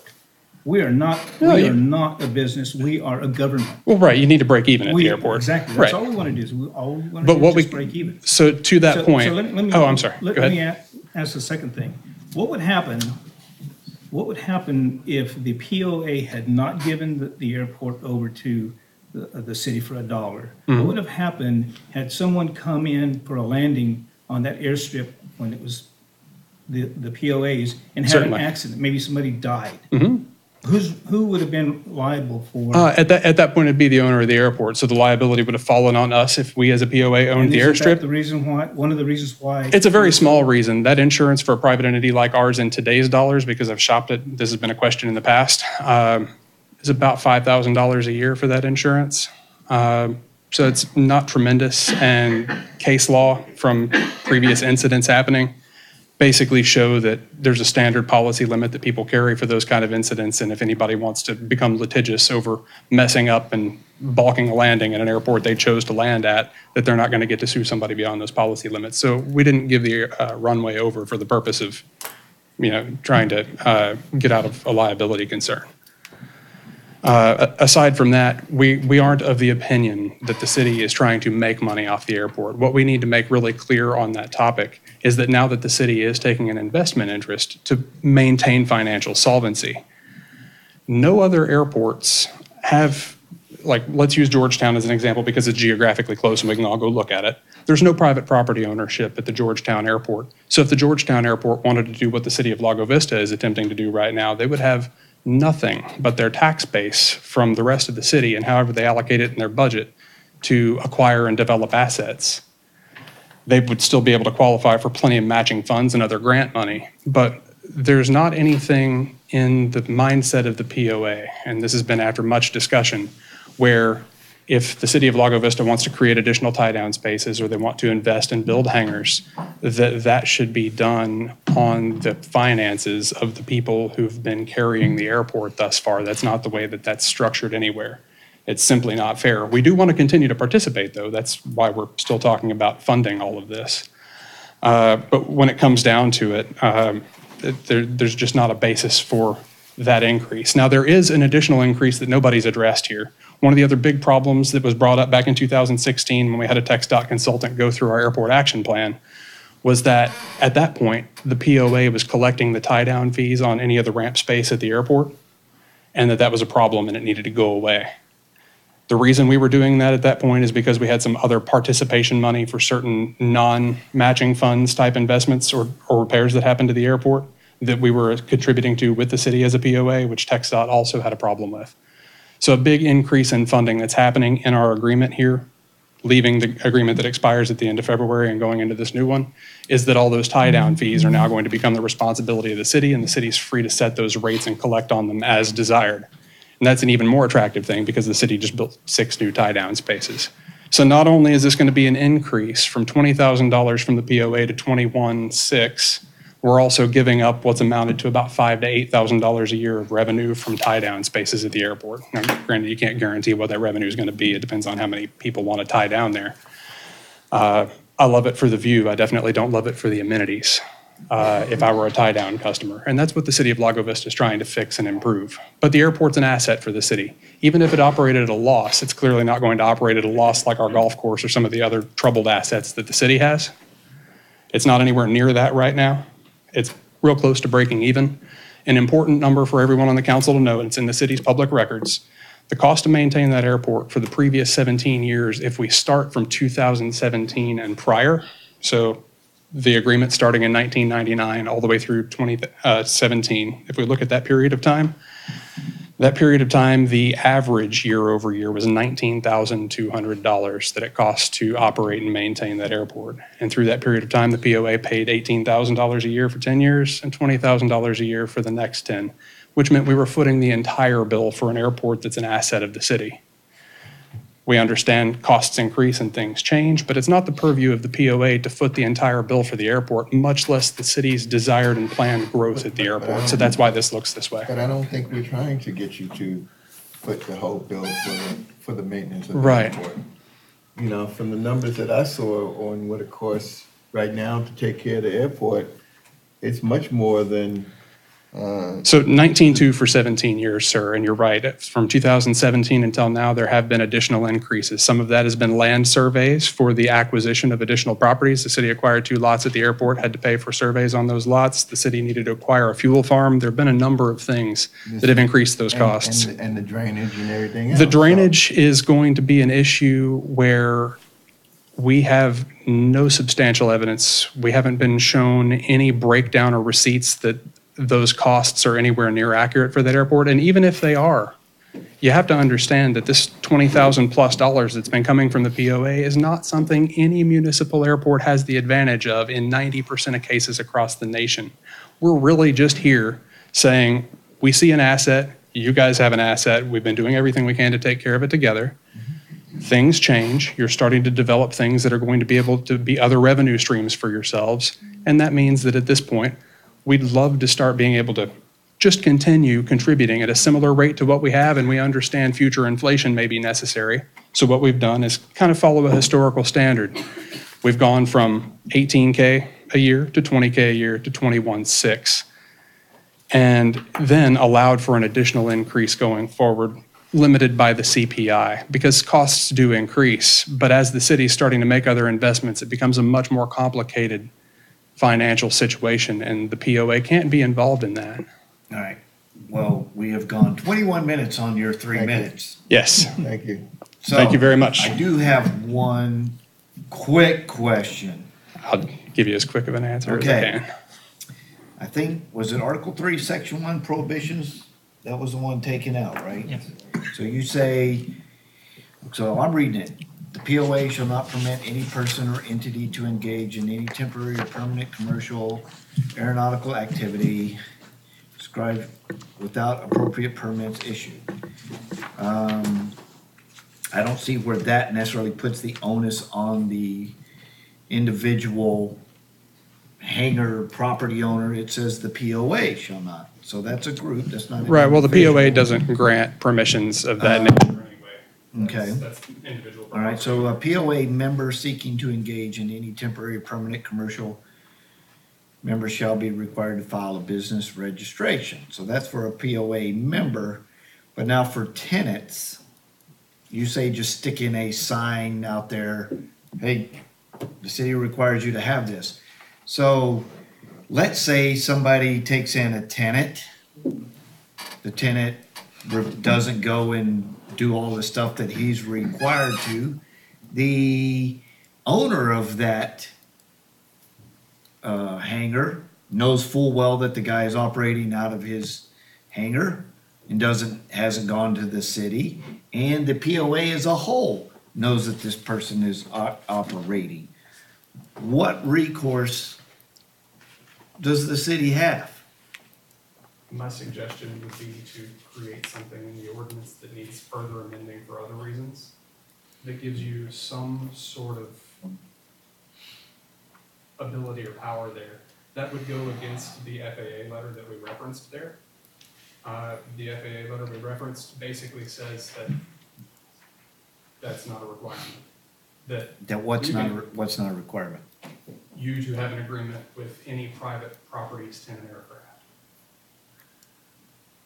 The city does not have the necessity to have a separate agreement with tenant aircraft. That is exactly what is in that FAA document. Aircraft of the owner and aircraft assigned by the owner are permitted the same type of access to that airport. We have a lot of different sizes of hangars, and some of them have one airplane, some of them have 5.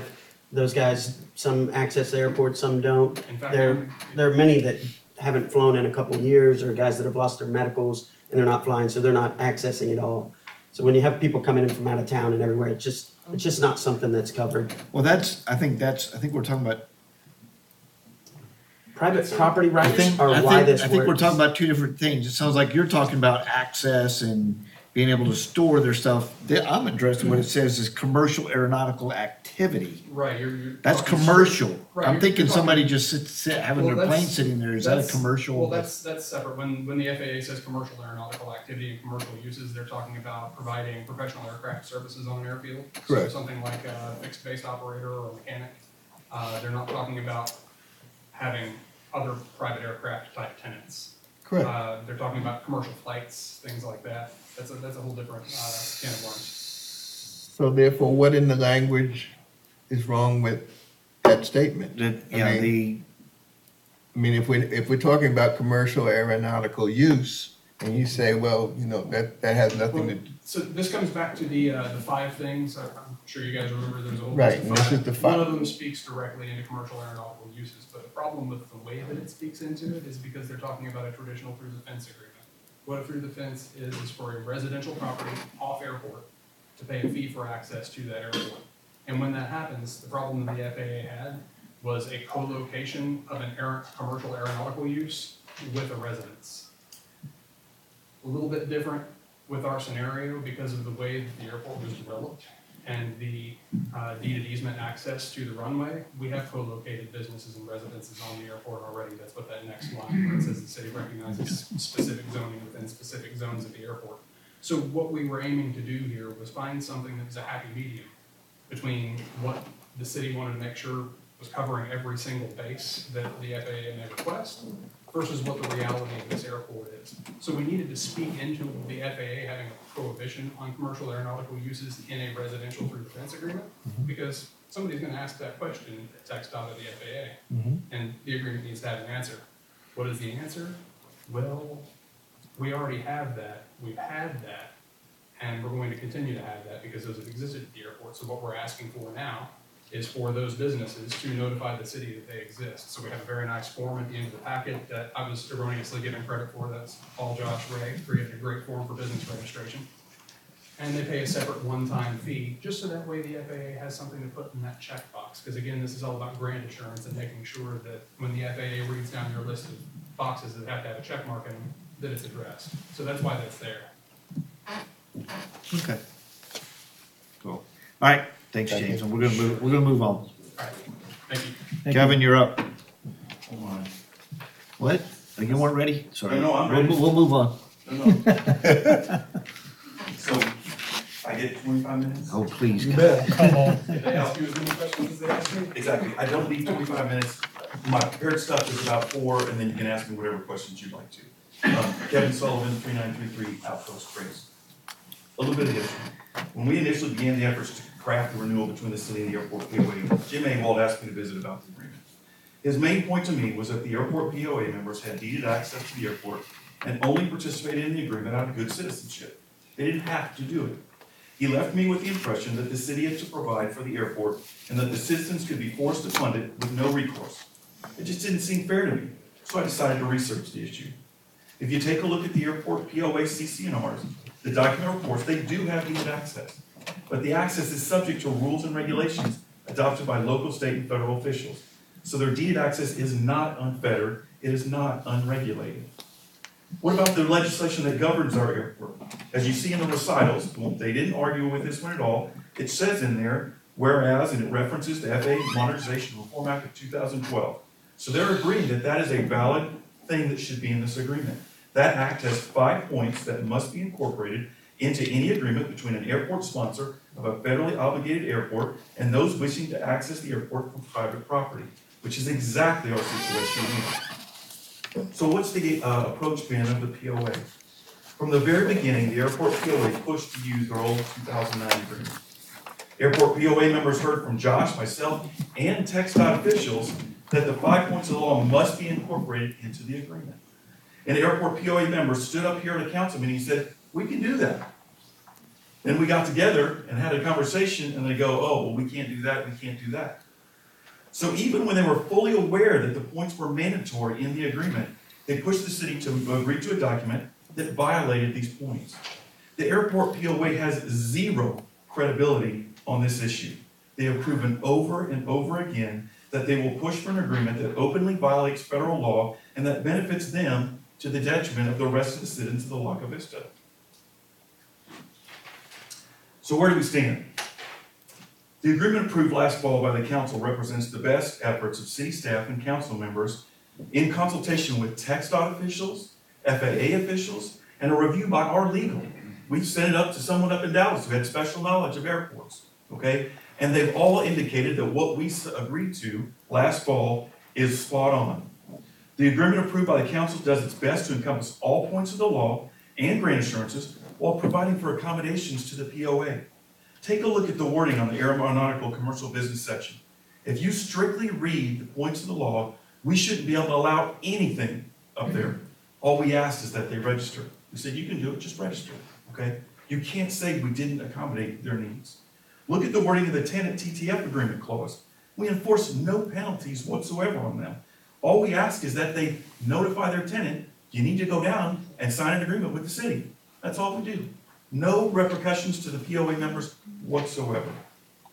And what about the fee? Costs at the airport have gone up, specifically for stormwater management and monitoring, and we have provided that information to the POA, despite what James said.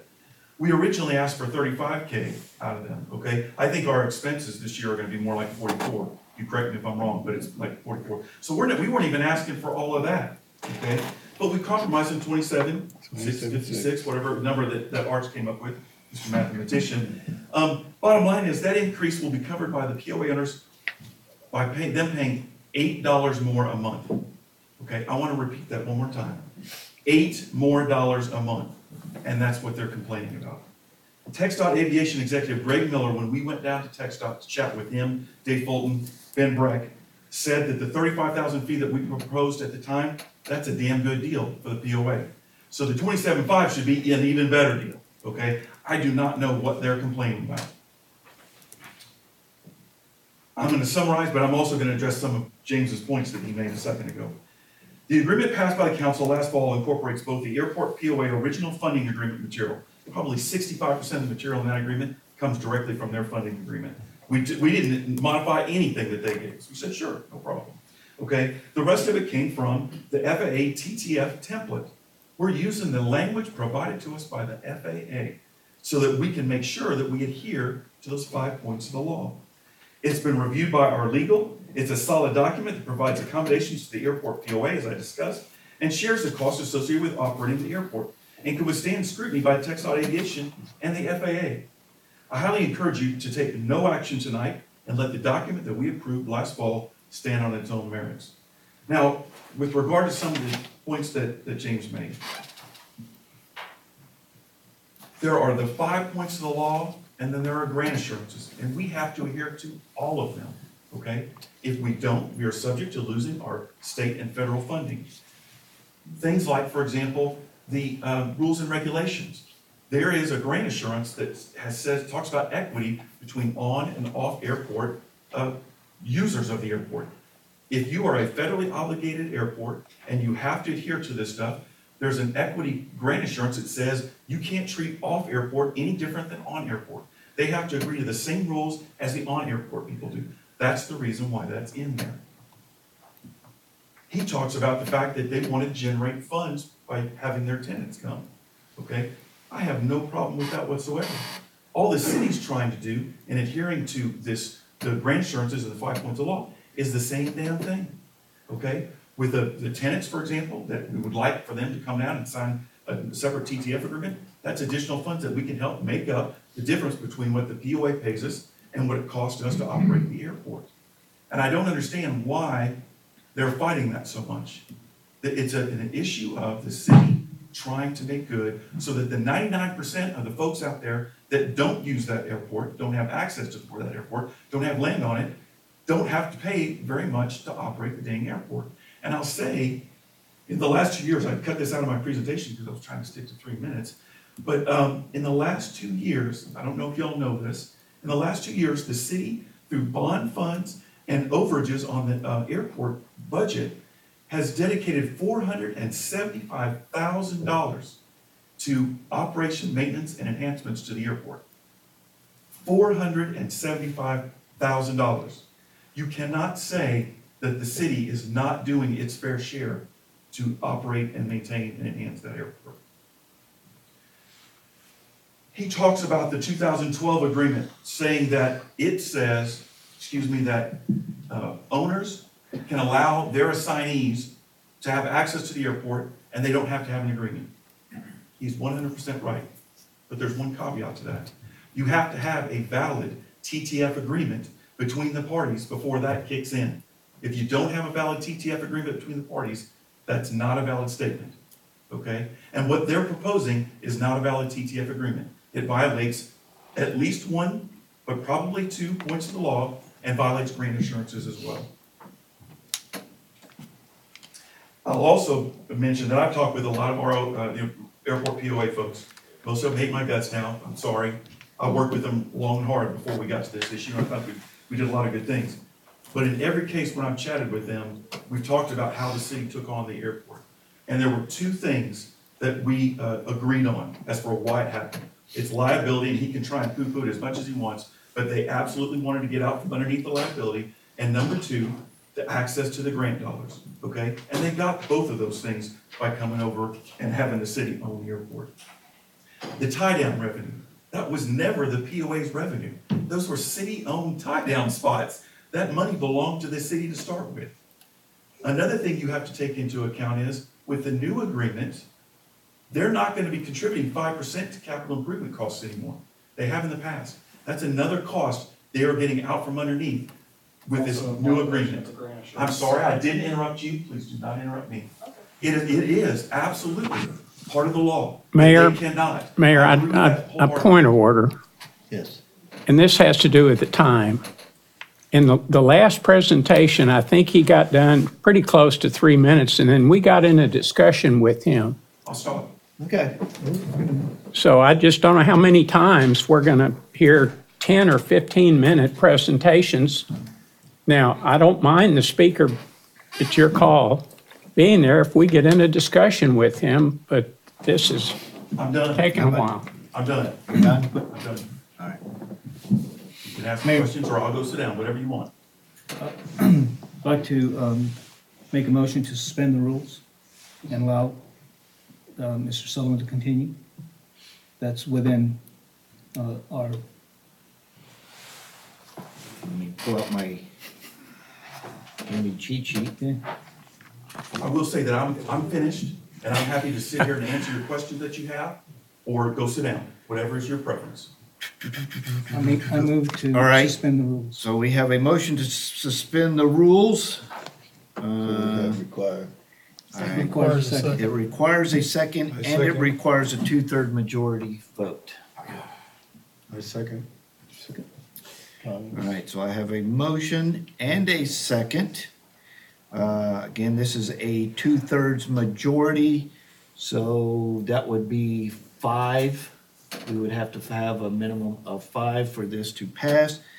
This will be, since we need 5, this will be a roll call vote. Let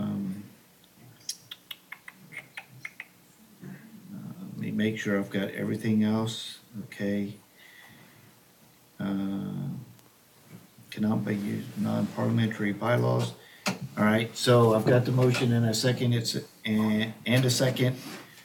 And it says it can be debated, so do I have any questions or comments on the motion to suspend? Are you through? I'm through with my discussion. I'll stand here and answer your questions if you like. Let's go through All the right, well, procedure. I've got a motion and a second. So I'll go down the line, so. Or just, go ahead. We're going down the line? Yes, so For- place 1. You just want a yea or nay, or? Yea or nay? Slight debate? Yeah. Well, you had enough misinformation, I'm gonna vote nay. Well, I've already asked if there was any questions or comments to I'm debate. voting nay. I'm not afraid of what you have to say, but we've heard it all before and it's not applicable.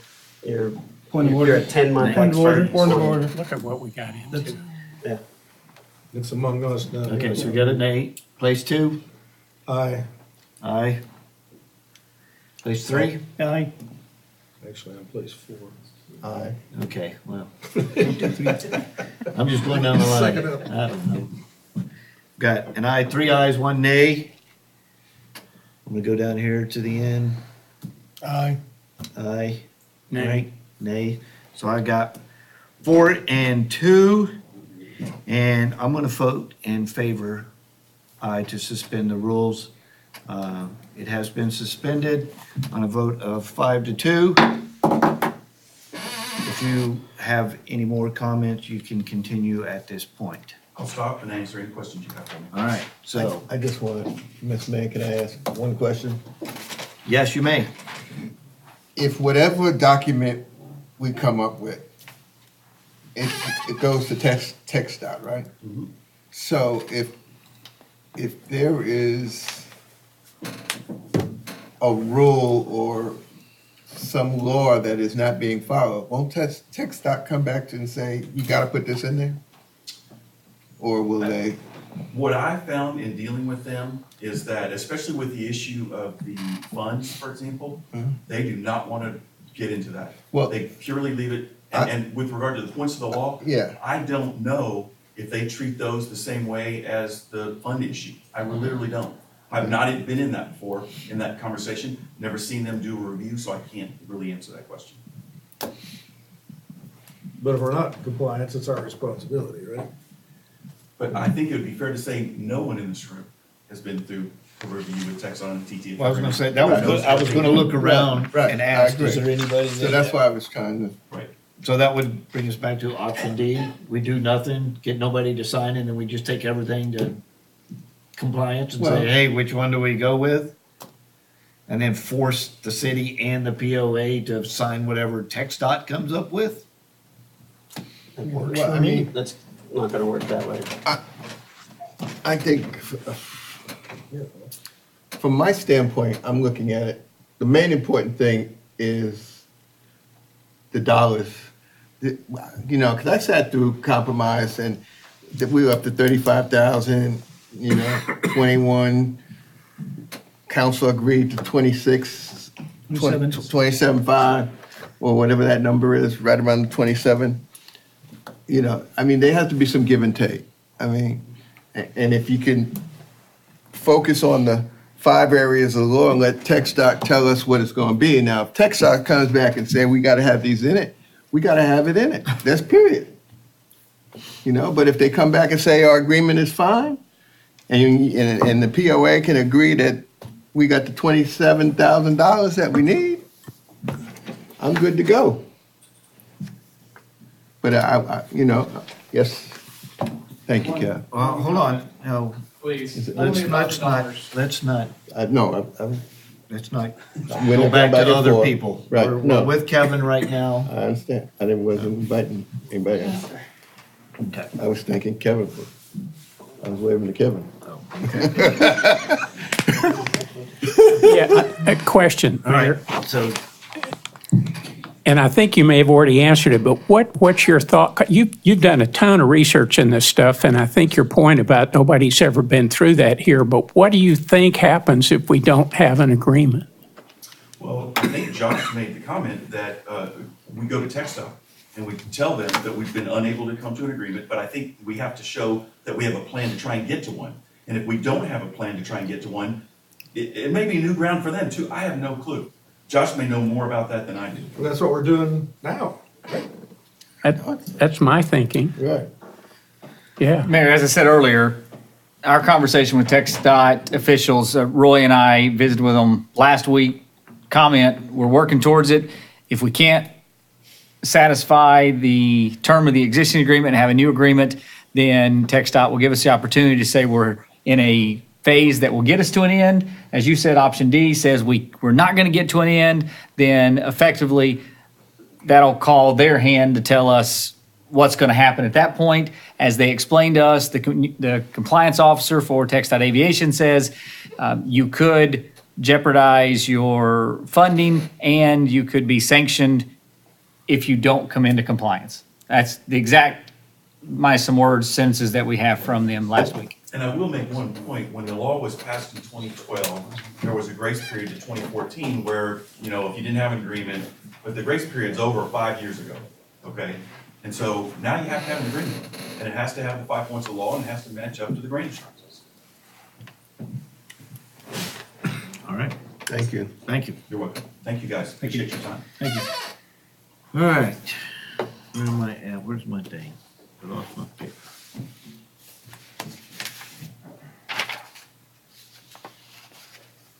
All right. So this was action item number 10, discussion and possible action. Again, this is February 7th. We will meet again on February 21st. We've got, in theory, we've got 2 weeks to go through this, rehash, talk to people offline, talk to staff, talk to property owners association members, talk to any and everybody you want to see if you want to bring it back on the 21st, or we can take action tonight. I have a recommendation for, over the next 2 weeks, if we take no action tonight, that if TxDOT Aviation officials come back to the airport, maybe you include a member of the POA in that discussion or the drive around or whatever you guys did last week. It might have solved some of the problems along the way. Just a suggestion. All right. So with that being said, do we have any action tonight? Mayor, could I ask 1 or 2 questions of staff? Yes. I didn't want to get here, but Josh and I have talked about this. Of the $44,000 that you've estimated it costs us to maintain, how much of that is reimbursed through the routine airport maintenance program? Mayor, potentially, it could be 50% of those items if funds are available and they satisfy the ramp grant. So 50% of that would be an estimated $22,000. And then how much different is that from 21.7? $300. Mayor, I didn't get a chance to answer, but he's probably pretty close. Is that it? Is that your question? That was the question. All right. Brian, okay, so no further action. We'll move to number 11. Request for reimbursement from Habanero Grill for restaurant equipment purchased necessary to operate the restaurant.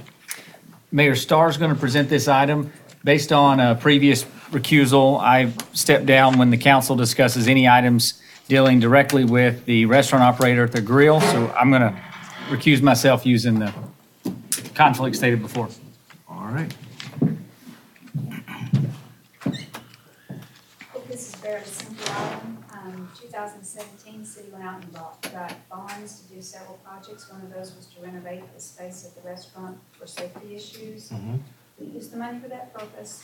Excuse me, as we were going back in and trying to then also add some visual appeal to the space. A lot of the equipment was deemed to be not in good working order. So about that same time going into budget, we decided that we were no longer going to try to run the restaurant as a city, that we would have that contracted out to a vendor. Our vendor was chosen. We were still in the shopping process for several of the pieces of equipment that needed to be replaced. When we chose the vendor, they had vendors already because they were able to tap into their system back in New Mexico. They had 3 different restaurants already operating. So we were shopping for a grill top at that point, possibly some of the tables that they needed to be prepped with. We thought that we were going to be able to use the fryer, but when they went down and to clean it up and try to get it back up, it was gone. So we were going to replace that as well. Mrs. Higgins wound up using her own funds because she could expedite the process to get that equipment here and go ahead and get the restaurant open, and she did. We're just asking, under the terms of the contract, those pieces of equipment can be reimbursed. They would become city property at that point. Warranties can go to us, keep them and everything. If we don't purchase the property or the equipment from her, should they not renew the lease, we're going to have to replace them anyway, because then we're not going to have the equipment. So it's just a simple matter of replacing the funds that she's already used to reimburse her. Question? What is that figure? 8464. 8464. And this was written into the contract, the repair and replacement. Correct. It's one of the tenants. The major repair or replacement of any city-owned concession equipment, fixtures, et cetera, should be done at the city's discretion and no cost. Okay. So we were already going to replace them. Actually, the grill top that we were looking at the time, one of the staff members was more than the one that she purchased. So having her connections may have actually saved us more than money.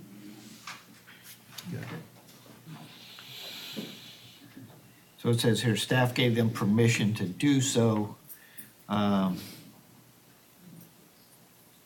I'm assuming they went out and purchased this already, thinking that they were already going to be able to be reimbursed for these purchases? Not necessarily. I mean, they were trying to get, they had already come to sign the contract. They were trying really hard to get the restaurant open and running in order to start making money in the space. We were still shopping as we had time going places. They waited seems like a couple of weeks, maybe Chris can correct me, on waiting for the cooler to get here. I'm getting things out of storage. So it saved us money at the time. It was easier than us having to keep shopping for it. Just better good.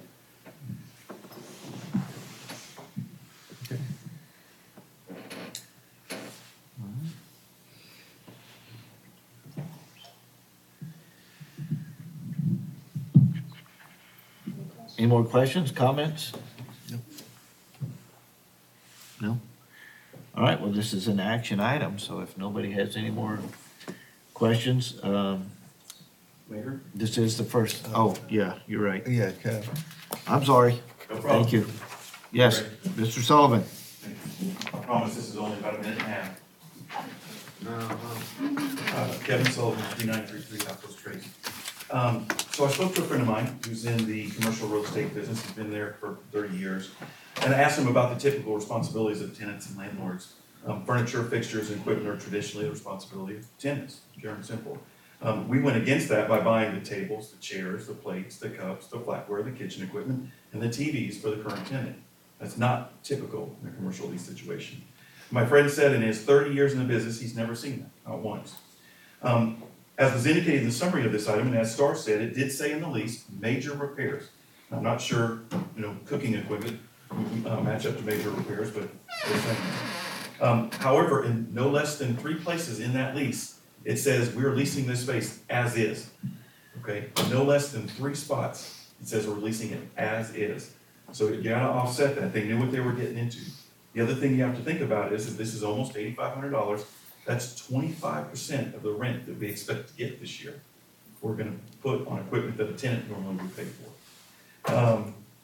I guess the other thing I would say is that in the summary, I believe it said that Josh was recommending that the money would come from the general fund. And I guess my question is why would it not come from the golf course operating fund? To me, that makes much more sense. I'll make one last point and I'll be quiet. I made this point in the golf section about the fees. If the city's going to run a business, they need to act like a business, okay? Not act like we're just handing out citizens' tax dollars freebie willy-nilly. You need to operate like a business. In a typical business, a commercial landlord would not operate this way. Thank you very much for your time. I appreciate it. Thank you.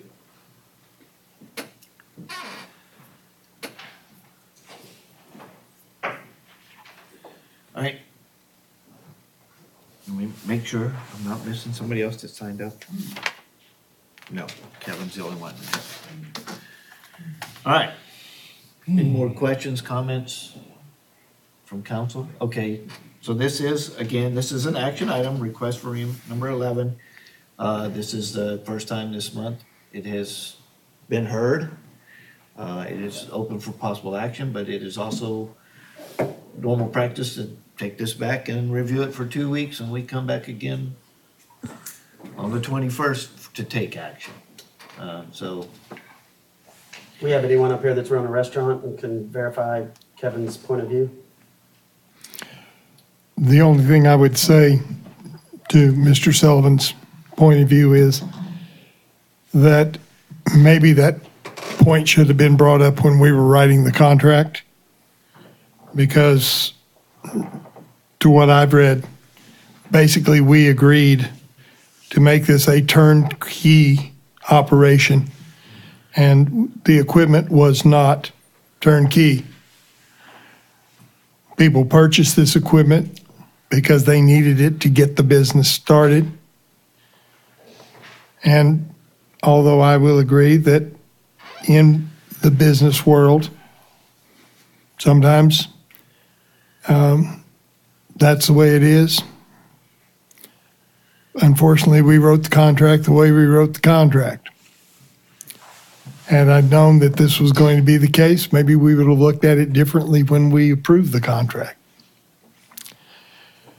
But it's my feeling that it is a debt that was necessary to make the operation turnkey, and we as a city should pay it.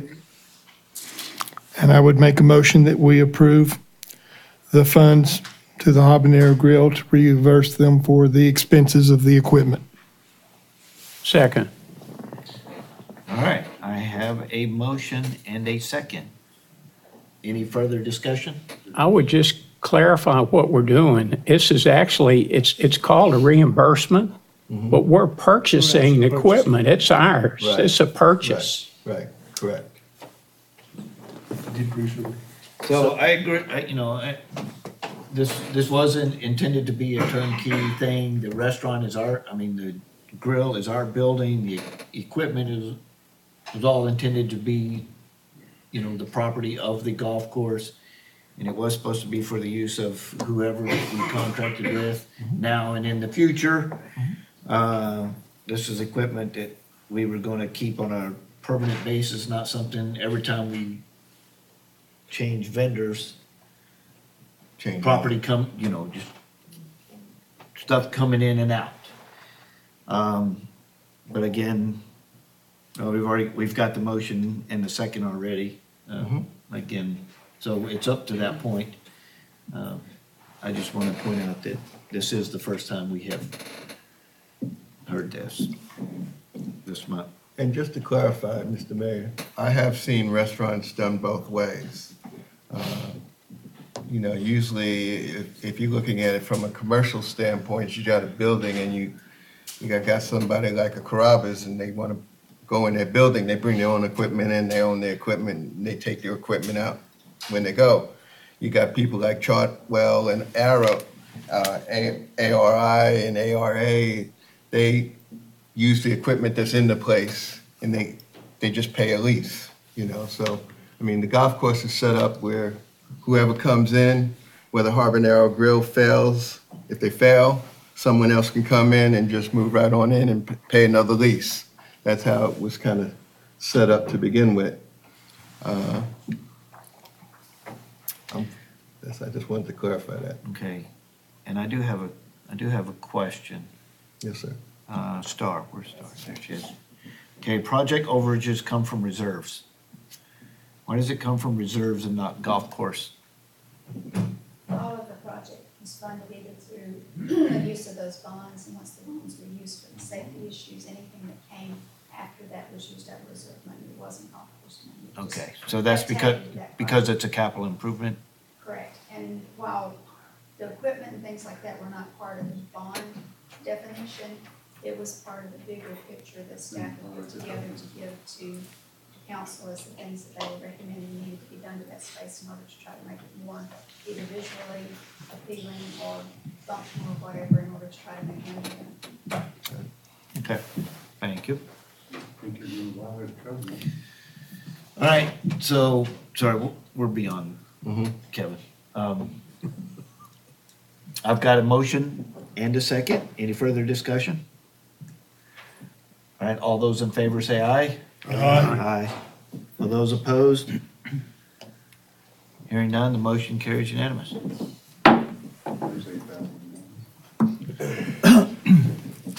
All right, we are now going to consent agenda.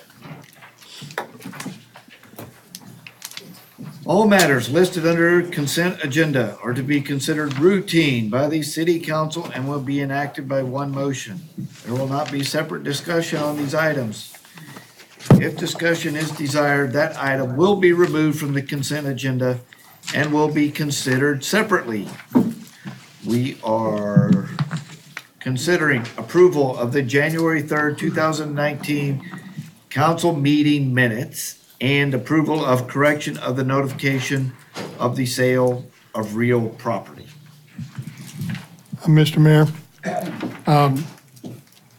I'd like to apologize for my error in giving the wrong number on the address.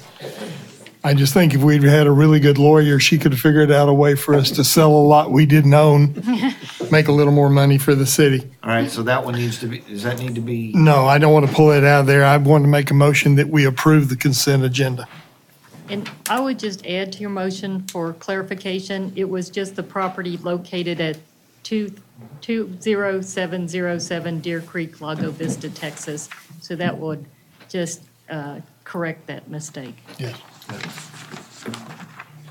All right. And for those of you who don't know, that is the portable building. Correct? No? No, that's a lot. Oh, on Those Deer are Creek? the two lots. I don't know, these green deer and this deer stuff has just got me all confused. Vacant lot, okay. The motion is to approve the consent agenda condition on that Scribner's error. Is that correct? It's in here. It's part of the It's part of the. consent agenda. Okay. Just to correct that. All right. Deep Creek, not Deer Creek. Yeah, Deep Creek. Okay. All right. Disregard all my comments. So we All have right, so I've got a motion I'll second it. and a second. All those in favor say aye. Oh, Aye. any further, stand back. Any further discussion before I take the vote? Okay, hearing none. All those in favor say aye. Aye. All those opposed? Hearing none, motion carries unanimous. Approved consent agenda. Oh, let's see. We're up to our discussion. City manager reports. Mayor, I want to let everyone know that you and I had a good meeting with Representative Vicki Goodwin today discussing Capital Metro. Very positive discussion, good time, great meeting. We'll have a follow-up whenever we hear back from her office. We did send out the press release that Mr. Eric Zeno will begin on February 19th as the city's new and first ever economic development director. Very excited there. The 6th Street paving resurfacing projects have been completed. As we sent that out on the press releases previously, I would encourage everyone to go check out those wonderful streets and have a little bit of envy because they look fantastic. For people that are still listening at home, we do have a good plan coming up for Boggy Ford. So as we mentioned earlier, we're very excited about Boggy Ford and a potential resurfacing of that road. Once we can get that project hashed out and get some more details, we'll gladly send the information out. You said earlier we had no potholes on that street. Yeah. have to check the minutes. But we're going to pave over the non-potholes that we don't have on that street. We also had a fantastic appreciation lunch for KLVB this past week. The Mayor Pro Tem, and Councilor Robbins were there, and I believe they had 12 to 15 members, and that was fantastic. Our Volunteer of the Year, who was sitting right over there where Mr. Belay is sitting now, is the chairman of the KLVB Association, so it was great to have them there. You may have also noticed that sitting in the front left corner was Miss Carol Watson. She's given up on us tonight, but she is the women's club representative that has taken on the role of being our emergency response notification member. I know that sounds kind of crazy, but the women's club has decided they want to be active if there's ever an emergency situation in their city. So Ms. Watson has volunteered to take on that role, that if there's something we need to send back to the women's club, that's the person we go through. So maybe as long as we can do it before 9 o'clock, she's here. After that, not. The next meeting, you'll see this on your agenda for future meetings. We will have an audit report. We're very excited to have the audit report at the next meeting because it gives us that transparency that we hope everyone will see. And then last report, as Mr. Peck mentioned earlier, we have completed the tie downs on the east side property of the airport. Another project we're very excited about. Pretty soon we'll see the planes on near the fueling station shift over to there, and we'll free up the transient parking spaces coming up. Equipment? Any reports on equipment? Overlay. We are in the process of, beginning of next week, we will receive our overlay equipment. So the equipment that the council budgeted for, so that our street crew can begin doing overlay projects as well. So we've got that first phase of 6 streets, then this overlay equipment coming in and us starting to train and do some projects there. Phase 2, phase 3 being boggy plus whatever else this council decides to appropriate dollars towards. If I missed another piece of equipment, I don't remember it, so it's probably not important. That's the one I wanted you to mention. I Okay. wanted people to know we've got our own pavement overlay machine that the city owns and we can run, and gonna speed things up and save us money and make our streets eventually look pretty, like And are we- everybody wants. Are we fully trained in the operation of that equipment? Not currently. We No, haven't got the it won't get here equipment till yet, next so- week. We're only 3 months behind delivery schedule, but the people out on the East Coast are a little slow, so that's how it happens. Judge, is there a major issue at Avenida Ann and Longman? They're digging a very deep hole. Only Right- issue Right on that corner there. Only issue I know are the residents of Avenida and community. Other than that, life's pretty good. It must be because you went down that street or something. I do not know specifically, but we'll get a follow-up from Eric before we Because they're leave. digging From, that whole I'm just, corner out. I'm just guessing, but there's a hydrant right there, and my guess would be it has something to do with the Civic Loop and tie into the hydrant and pressure plane and all that good stuff, but I'm just guessing. So we are now at future meetings. Consider our schedule and items for future council meetings. So the next one is the 21st, something that I have mentioned to Josh already. We are getting our financial audit at that one. And to go hand in hand with that, I would like to present my State of the City address at that meeting. Show you, let the public know exactly what the state of the city is. So we'll try to, I would like to have that early on, or, I don't know. I plan to speak for an hour and a half, so. I've got Trump's team writing my speech. Can I stand behind you and fake clap? So, Do that before you call the meeting to order. So, yes, I would like to tentatively schedule the State of the City address for the 21st and hope that I can get it all put together, get it put together by the 21st. Anything else, future? No? I move to adjourn. All right. Second. I have a motion to adjourn in a second. All those in favor? Aye. I adjourn this meeting at 10:20 p.m. Never go to these things? I know, our batteries. You know, Yeah, 'cause let's they get this in your Yes. mailbox. Yeah, Park Drive. Those rechargeable things, are they worth it? I think I- Cause it I think I removed them. ding,